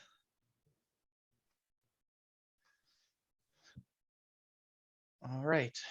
Well, thank you. You've been very helpful today. That is not a problem. I look forward to your coming back. Perhaps we can work out for you to deliver more things for me. Yes, perhaps. And Clave has a wry smile and kind of looks to everybody, but looks to Aurelia and says, "Thanks for saving our asses there." Mr. Beehole, are you still buying these 4 bottles? It's 2,000 gold.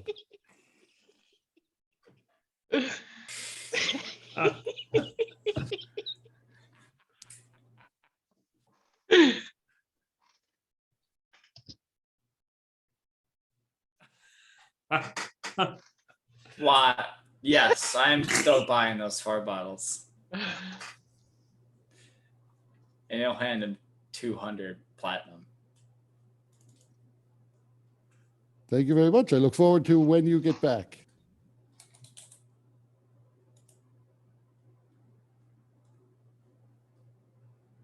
And he yawns and then walks off into the back room.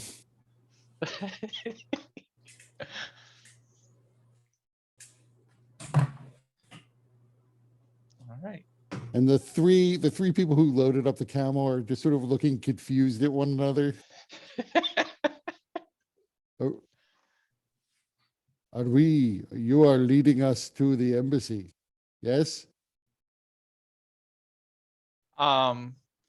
Does the nature of the shipment seem like it would require the support of the slaves? I mean, it's all loaded onto a camel already. Uh-huh. somebody's got to unload it. There are like 7 crates strapped to this camel. So you're sure if he was sending, he basically just assembled these men because if a shipment was going in, he would want men to carry the heavy stuff and to lead the camel. Do you need 3 men to go with you? No, but you're not even actually really delivering this stuff. That's true. We can just hand it to the first person we see beyond the embassy.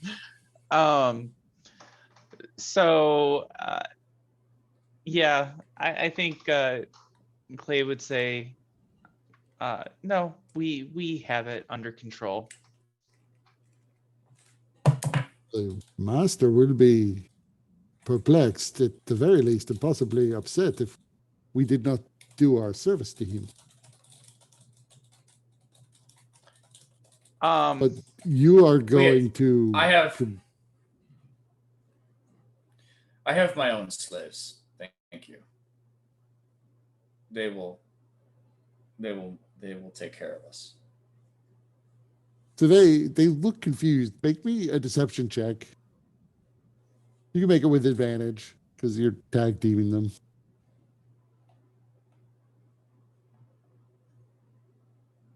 These are not This the is droids you're definitely looking more of- for. Deception. There we go. Okay. Oh, I guess we will go do other things. Yes, go play with yourselves. or something. And one of the slaves says to the other one, like, why are we letting them walk away with the shipment? We don't, who are these people?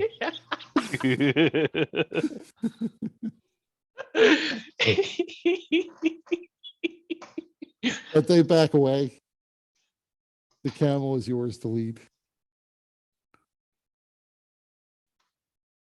All right. So while we're walking, I'm going to be carefully reading all of the documents so I can get a sense of the procedure as we prepare to enter the embassy district. So the documents are all in a language you don't speak. Okay. I'd ritually cast comprehend languages then. Okay, so it turns out the documents don't so much. They're not procedural. The top document is essentially a pass to allow you to make a delivery of the crates that are as described on the following pages. The following pages then describe what's being delivered. There's one separate page for each bottle in the shipment. Although most of them appear to be, it's only 7 different wines. The sheets after that describe the workmen who are delivering it, which appear to be the 3 slaves you just dismissed. And then it describes someone else who is their handler, who is apparently named Muftaf Ali. Okay. So I would use seeming to then make, I would change the seeming to make 3 of us look like the slaves described in the paperwork. I mean, you've seen them. Mhm. They're not so much described as like it's a brief Yeah. human kind of description. And then is there any description of this person? All you can make out from it is that he's a human and dark-haired. Okay. I would say Aurelia, care to use your charms to be the leader of this outfit of slaves? The leader of the slaves. Yes, and then Like not actually, this would not be a slave himself. It's definitely a guy's name. You're sure of that? no, but I mean, like I would like indicate to me, T-Holt, and Zarius, who all appear as the slaves that we sent away. Right. Sure. Okay. And then I would make Aurelia look like a dark-haired man. So what is she dressed like? So especially with my keen mind, I feel like I would have seen a number of the individuals that were working with the wine merchant. Mhm. Could I make an educated guess as to which one might have been this person? Sure. Make me an investigation check. So you're not sure that you saw whoever Muftaf Ali is. You're not sure. He wasn't like planning on actually sending this over right now. So you're Mhm. not even sure Muftaf Ali was there, but you can deduce from what you do see that this guy was probably not a slave and was probably more like one of the professional sellers who was working the tents that he had set up. Mhm. So basically, you realize that you dress her as essentially nicer seller's clothing. So much higher fashion than what the slaves were wearing. Mhm. Probably Muftaf Ali is somebody who's there to make sure the slaves don't run off with the camel and the, potentially sometimes thousands of gold pieces worth of wine. Mhm. Okay. So I would give Aurelia a similar appearance to those other sub merchants or And you contract then merchants. ride back to the wall. Going back to I the would gate. also give Aurelia all the paperwork as well, and kind of indicate to her which page is which and essentially what they all mean. You're going back to the gate. Yeah. Is there a specific gate where the merchants are known to use to get into the embassy district? Doesn't say that in the paperwork. But you could hazard a guess that there probably is. We'll find out. I guess we could walk by the gate and see if there are other similar merchant types. I mean, we know roughly where that district is, so if we sort of Oh yeah, Sorta if we're head in that the merchant direction. district, it's probably going to be the closest door to the merchant district. Right. So you wander towards the center of the city up the main thoroughfare out of the merchant district. And at the end of it, you do see there is a gate and there is a line of people moving in carts and like hand carts and then carts pulled by like ponies and mules, a couple camels. And they are all in a line. Okay. Wait our turn. You get to the front.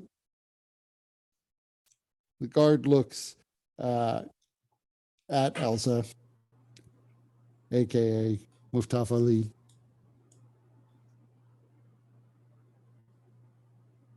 And he's just staring at you. I'm staring back at him. Sorry, would have been here sooner, had to take a whiz. So now at this point, it's worth pointing out that seeming does not actually change your voice.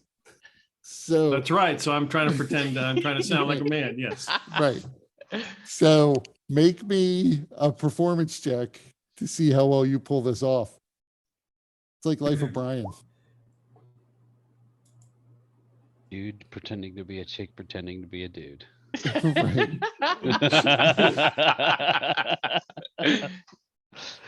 But I assume we've all seen Life of Brian in the stoning scene. It's been a long Yeah. time. The scene is like women aren't allowed to stone people to death, but all the women want to go to the stoning, so they all put on fake beards. Oh yeah. And they occasionally forget. Like, so somebody throws a stone when they're not supposed to, and the guy's like, "Who threw that?"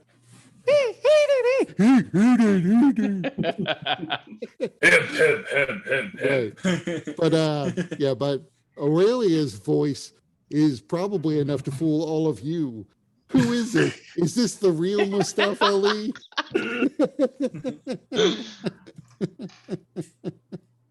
Will the real Mustafa Ali please stand up? And so he says, "What are you delivering?" Oh, the wine for the embassy. Do you have your paperwork? And I show him my paperwork. He flips through it. Well, it seems to be in order, although you're 2 days early. But I don't really care, so go on through.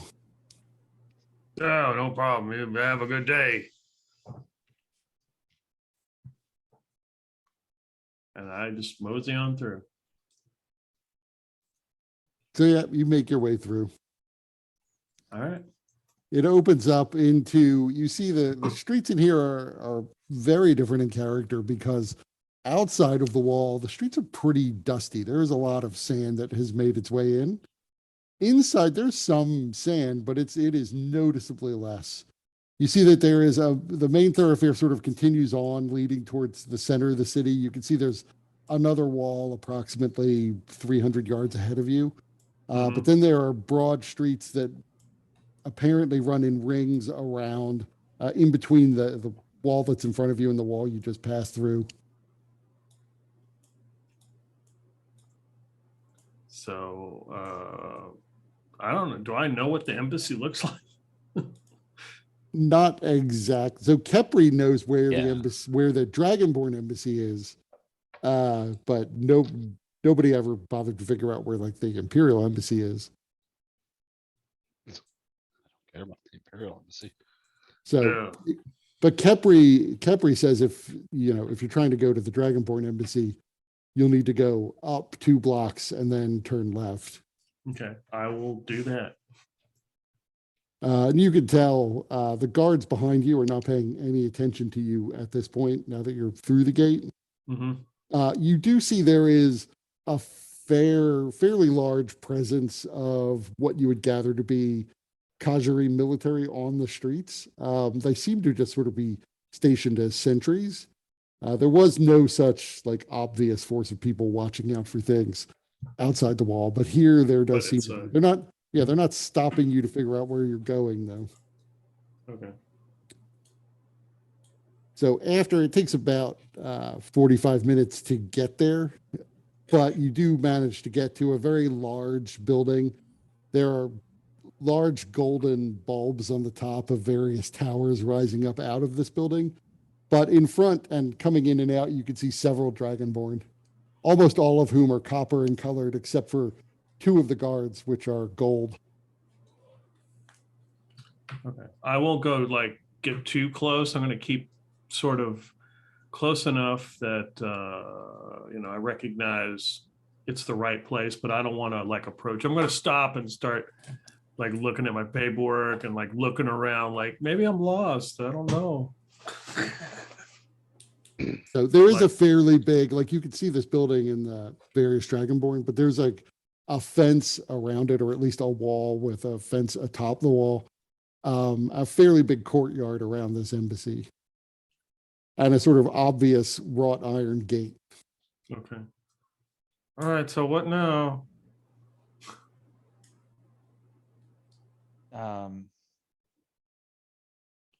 Does it look like there's any way to bring the shipment directly into the embassy with the Dragonborn? At least from what you could see, there's only one gate visible at the moment. It does look like it's a main gate. So if there's like a delivery entrance, it's probably on some other side. Okay. How far off is that embassy again? Right now, I'd say you're probably 100 yards away from it, from the main gate. 100 yards from it? Yeah. Unless you want to be closer. I assumed you were Yeah, yeah. I mean, scoping it out from a distance. So Clave would turn to Zarius and say, all right, so how much do you trust the Dragonborn outside the embassy? If they saw you, would that be enough to get in, or do we need to get past the gate?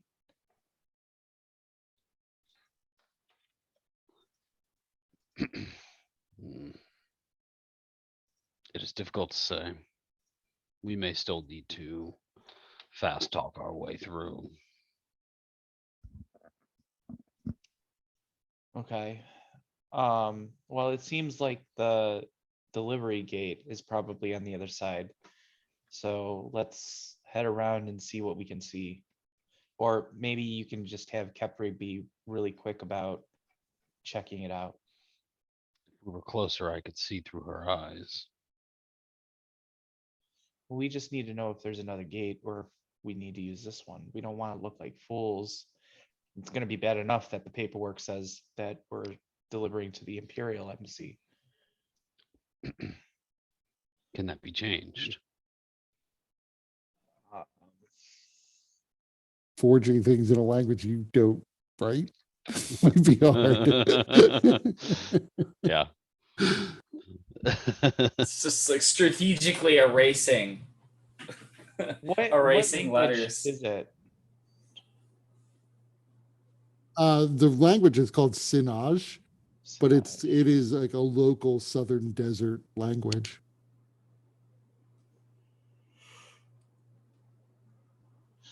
Um,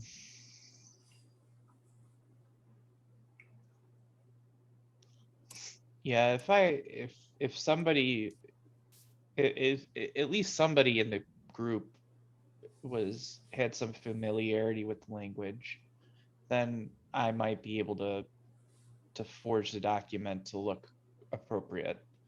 Without that, we're really just relying on charm and persuasion. I have. I would prepared say for that such an instance. Kepri either now or last night would have figured out that yes, there does seem to be like a back entrance for servants and deliveries, a smaller gate, rather than this main gate, which is really for sort of official visits. Yeah. So there is another entrance. All right, Let's let's check that one out. let's head over there. Hmm. Aurelia, we're gonna need your silver ton to keep getting us through. You want me to try to get through the gate? Well, when we get to the delivery entrance, if they look at the paperwork, they're gonna see that it's meant for the Imperials. So we need your gift of gab to convince them that no, this is where it needs to be. I might be able to perform something as well. Once we get up there. So making your way around, the other entrance is actually on the side rather than directly behind the building. But there are, again, two gold dragonborn standing on either side of a gateway. You don't see anyone coming in or out at the moment, and it's much less busy than the main gate. I mean, do we pass by the main gate? You can, if that's what you want to do. You can you could go the long way around or right past it. I mean, because otherwise, yeah, I mean, I'd be a little curious to see how they're vetting people at the door. So the main gate, as it turns out, like I said, it's a big wrought iron gate. There is a smaller gate that's set in the larger gate. There is a copper dragonborn who's standing there, who seems to be individually questioning people who go in. And they variously seem to be showing off either sigils or signet rings or paperwork to go through.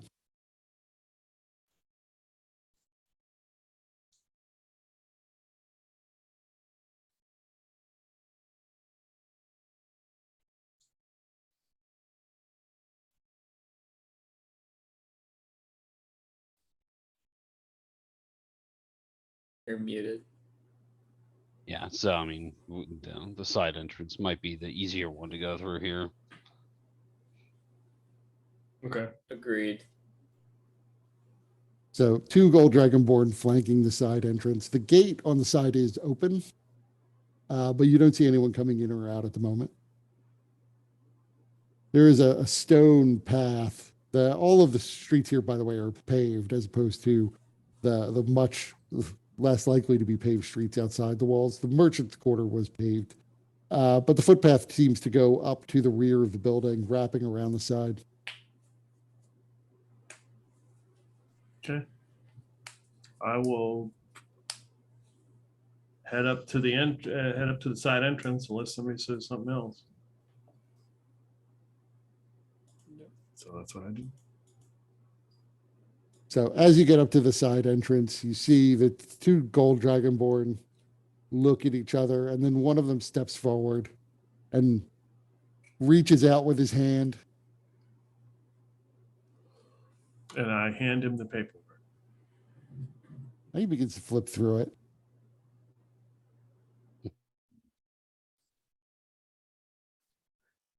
He looks back up at you and says, "You're at the wrong embassy. This What? is supposed to go to the Imperial Embassy." Are you sure that's what the Imperials just said? They said it was the wrong embassy. It's supposed to be this one. Well, the paperwork is pretty clear, but what I can make out of your chicken scratch language, this says the Imperial Embassy. This is the Anlaith Embassy. It clearly does not say that. And he hands out the paperwork and then just drops all the pages, which begin to blow around as there's a little breeze. I scurry around and pick them up. Yeah, and as a slave, I would want to maintain that perception. So I would do so in a very distraught manner and go, ah! What do I look like? You look like one of the other slaves. One of the ones that we told to go fuck off. Right. No, I recall that part.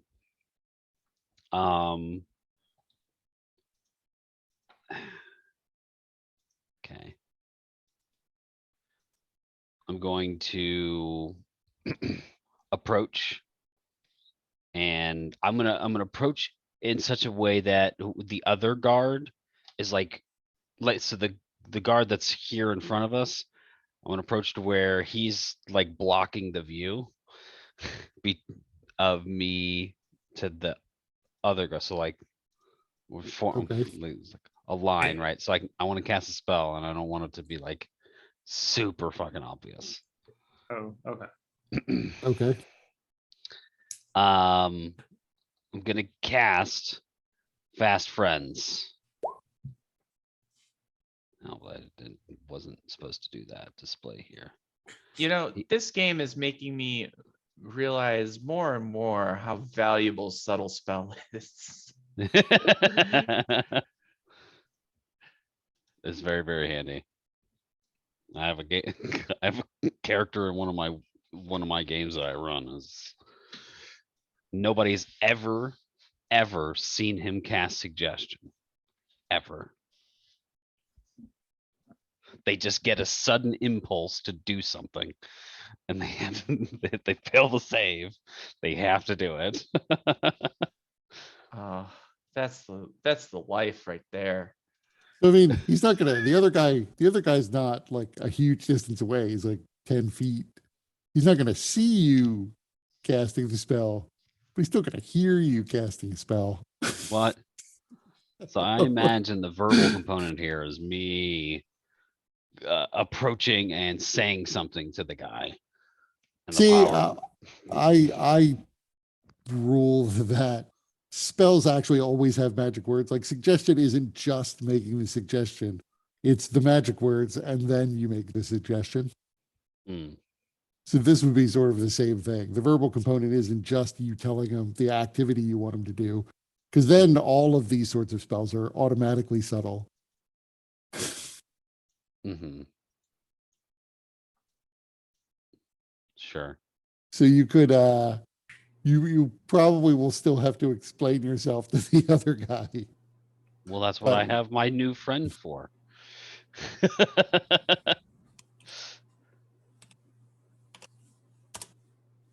and he fails.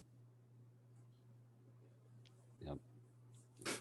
I mean, this is what you have your new friend for, but you know, this spell also allows you to affect 2 people. You just don't want to spend the spell slot. Oh, I forgot that was a thing.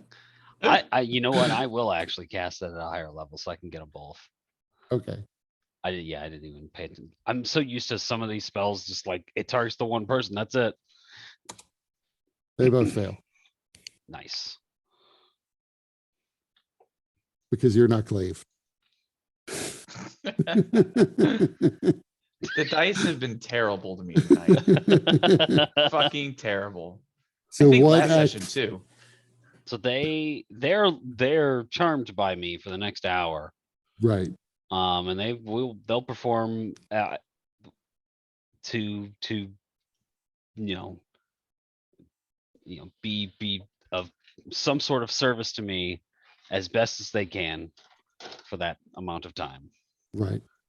I'm gonna say that I need to talk to somebody who's in charge.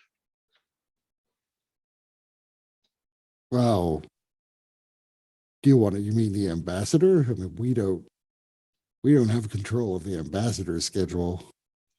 No, but you can bring me before them, right? I can bring you to somebody who can bring you before them. I'm looking to skip formalities. This is very important. Ask We're- about the we're- wine. Make sure you ask about the wine.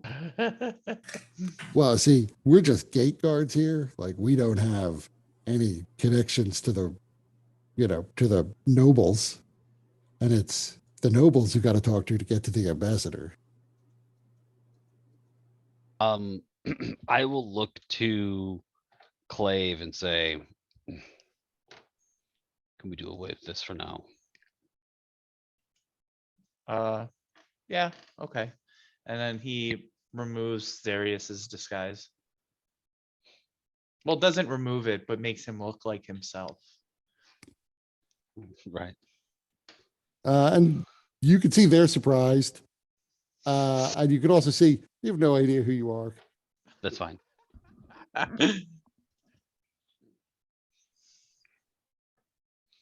am It's like Zarius. Star-Lord. One of them says, this is a really great illusion. Pokes you on the snout. I can really feel the snout. This is such a great illusion. This is me. I am Zarius of Clan Hashfenixidin. I didn't think there were any Hashfenixidin left alive. I left many years ago. And it's taken me a long time to get back. You see, there's a look of realization on one of their faces. You're the murderer. You're the murdered no one. usurper. No, there was very strange magics afoot.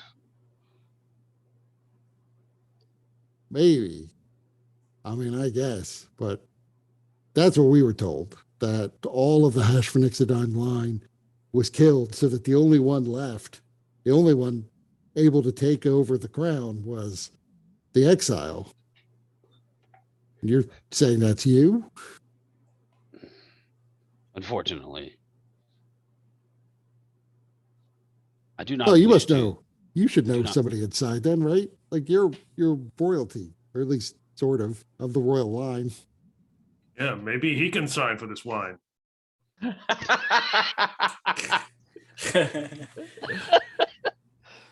Uh, So you just need to find one of your like noble buddies who has some power in here. Get him to introduce you to the ambassador.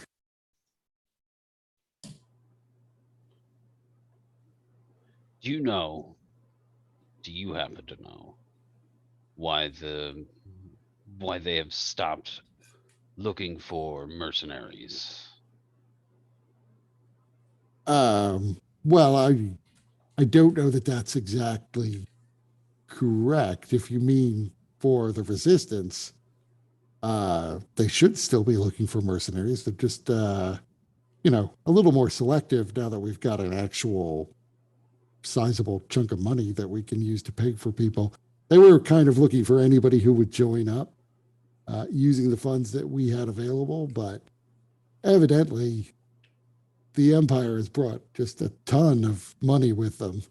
And so it's much easier to get supplies and people. So now they're looking for more experienced adventuring types to help them in the fight. Say the Imperials have got all the money. I probably should go over there then.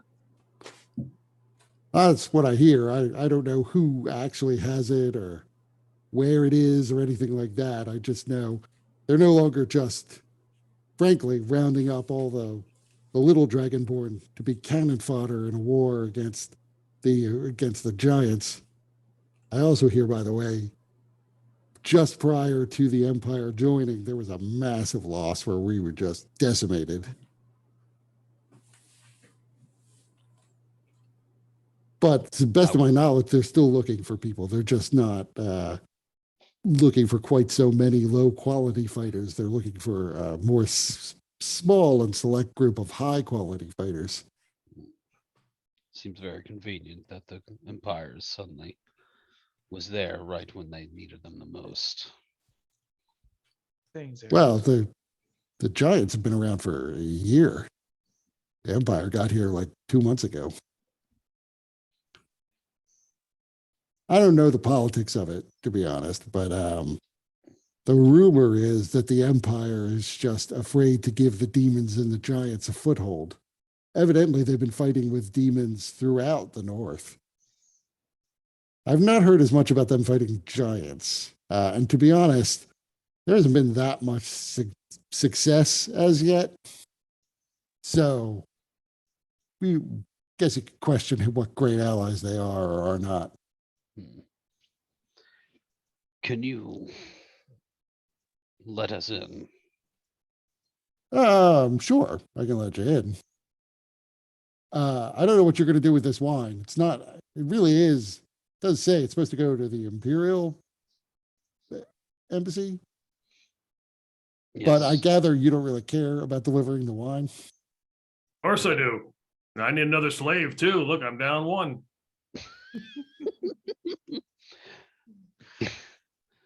We can let us just. Can we keep it just inside of the gate? I walk over to the camel and reach in and grab a bottle of wine for each of them and hand them one. Just for your trouble.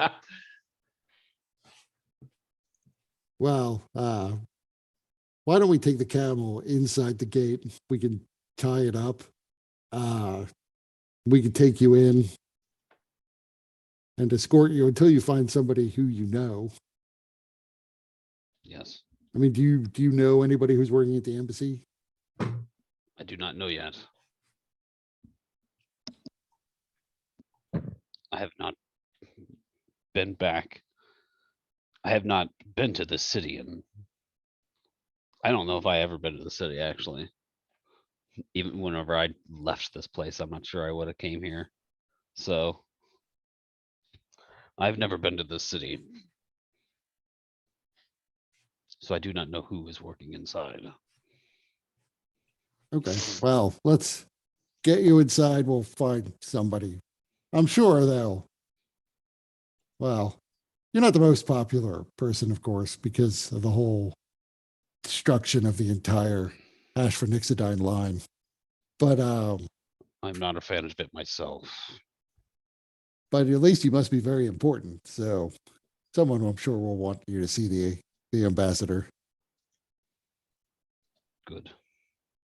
So they lead you inside the gate. One of them remains outside. They ask you if that's okay. They don't want to completely abandon the gate.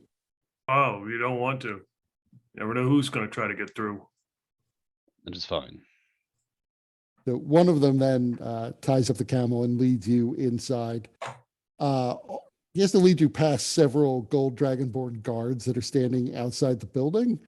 But he's like, oh, this is future Sultan here, I guess. So he needs to see the ambassador.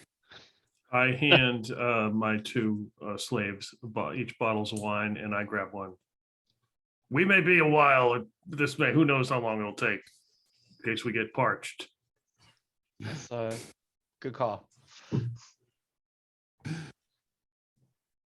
Just I just like the thought of Elsa on her way up. Aurelius like, you get a bottle of wine. You get a bottle of wine. So, but he leads you inside. It doesn't take very long. You're only like a few steps in when a copper dragonborn who happens to be wandering by sees you and marches over very quickly up to the gold dragonborn. What is this? What are you doing bringing these people in here?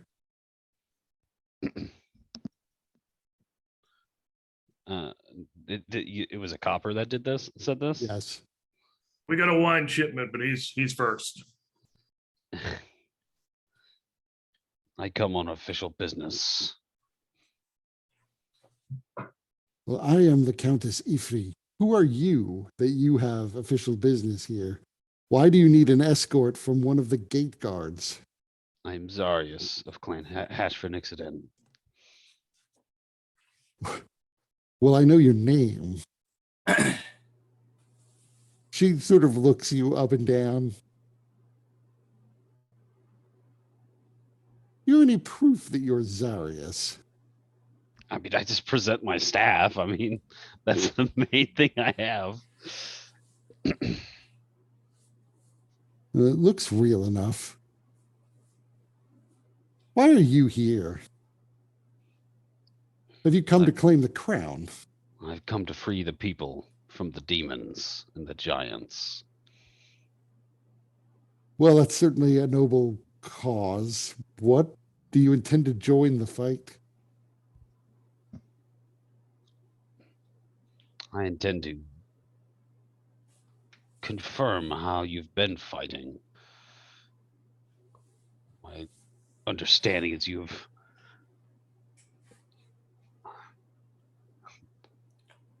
joined with the Empire, who cannot be very trusted. More that the Empire turned up and offered its help to us. Yeah. And for all that they've done, I'm pretty sure that they can be trusted. If they're playing a game, it is a very long game because they couldn't very easily simply take over our nation with the Kajarim just north of them, not part of the Empire. How would they even maintain forces this far south over the long term? This is not my purview. You should discuss this with the ambassador. Although, if your goal is to get us to break the alliance with the only force meaningful enough to help us win, you're going to have a very tough argument to make. This is not my initial goal, no. If they could be used, I am fine with that. But caution must be shown.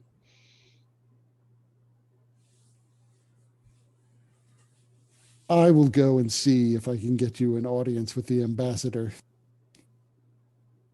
You should remain here. She spins on her heel and walks off.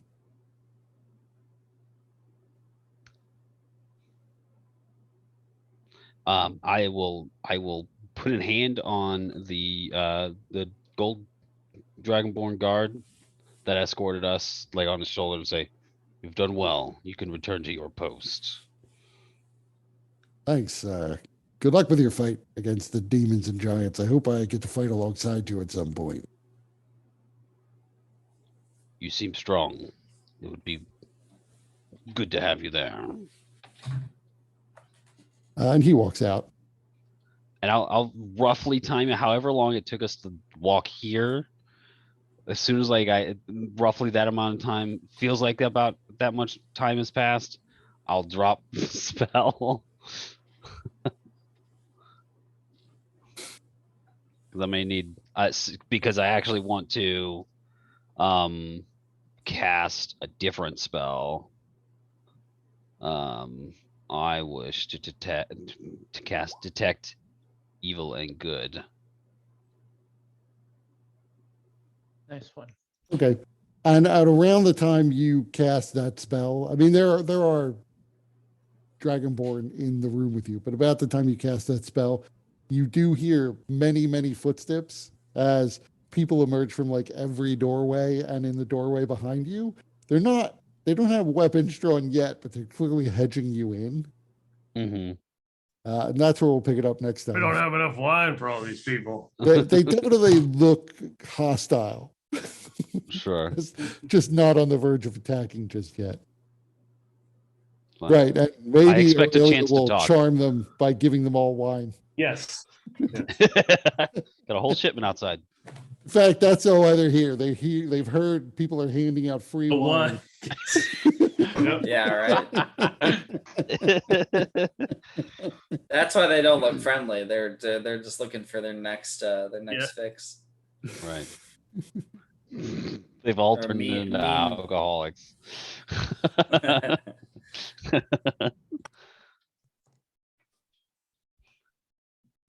Thanks for running. No problem. Peter, you don't have Aurelia set to have Jack of all trades on your character sheet. Of course I don't.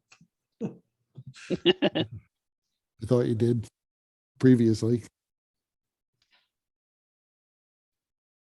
I was wouldn't looking at even- your initiative and some of the other skills that you used, and it's not adding half your proficiency bonus.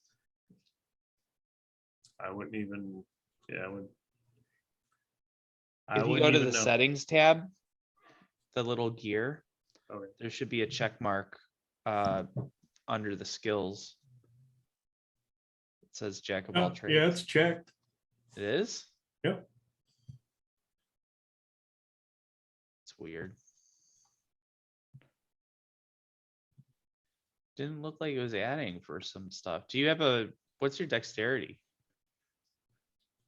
+3. +3? Oh, then maybe it is.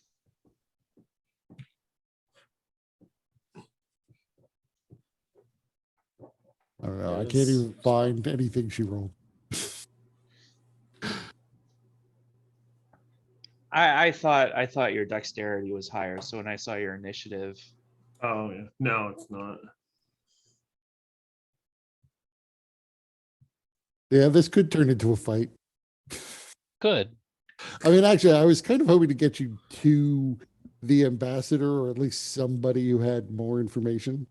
But it's getting late. I have to get up in a couple of hours. So I figured we'd save that, especially since you let this woman walk away and she's like, that guy who murdered everybody is here to see the ambassador.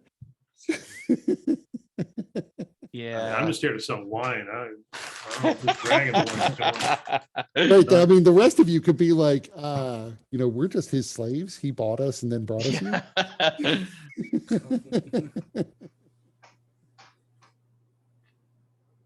Yeah, but that was fun. Yeah. It was fun. There was one other thing I was really hoping to get to, but I there was no opportunity for it yet. I'm sure it'll come up next time. And I've been planning for that other thing for a while now. It'll only be entertaining for me though. I'm sure you guys will be like, I don't like this so much. I don't get it. Awesome. All right, I'll talk to you guys later. All right. All Take right, care. Later. Good night. Right.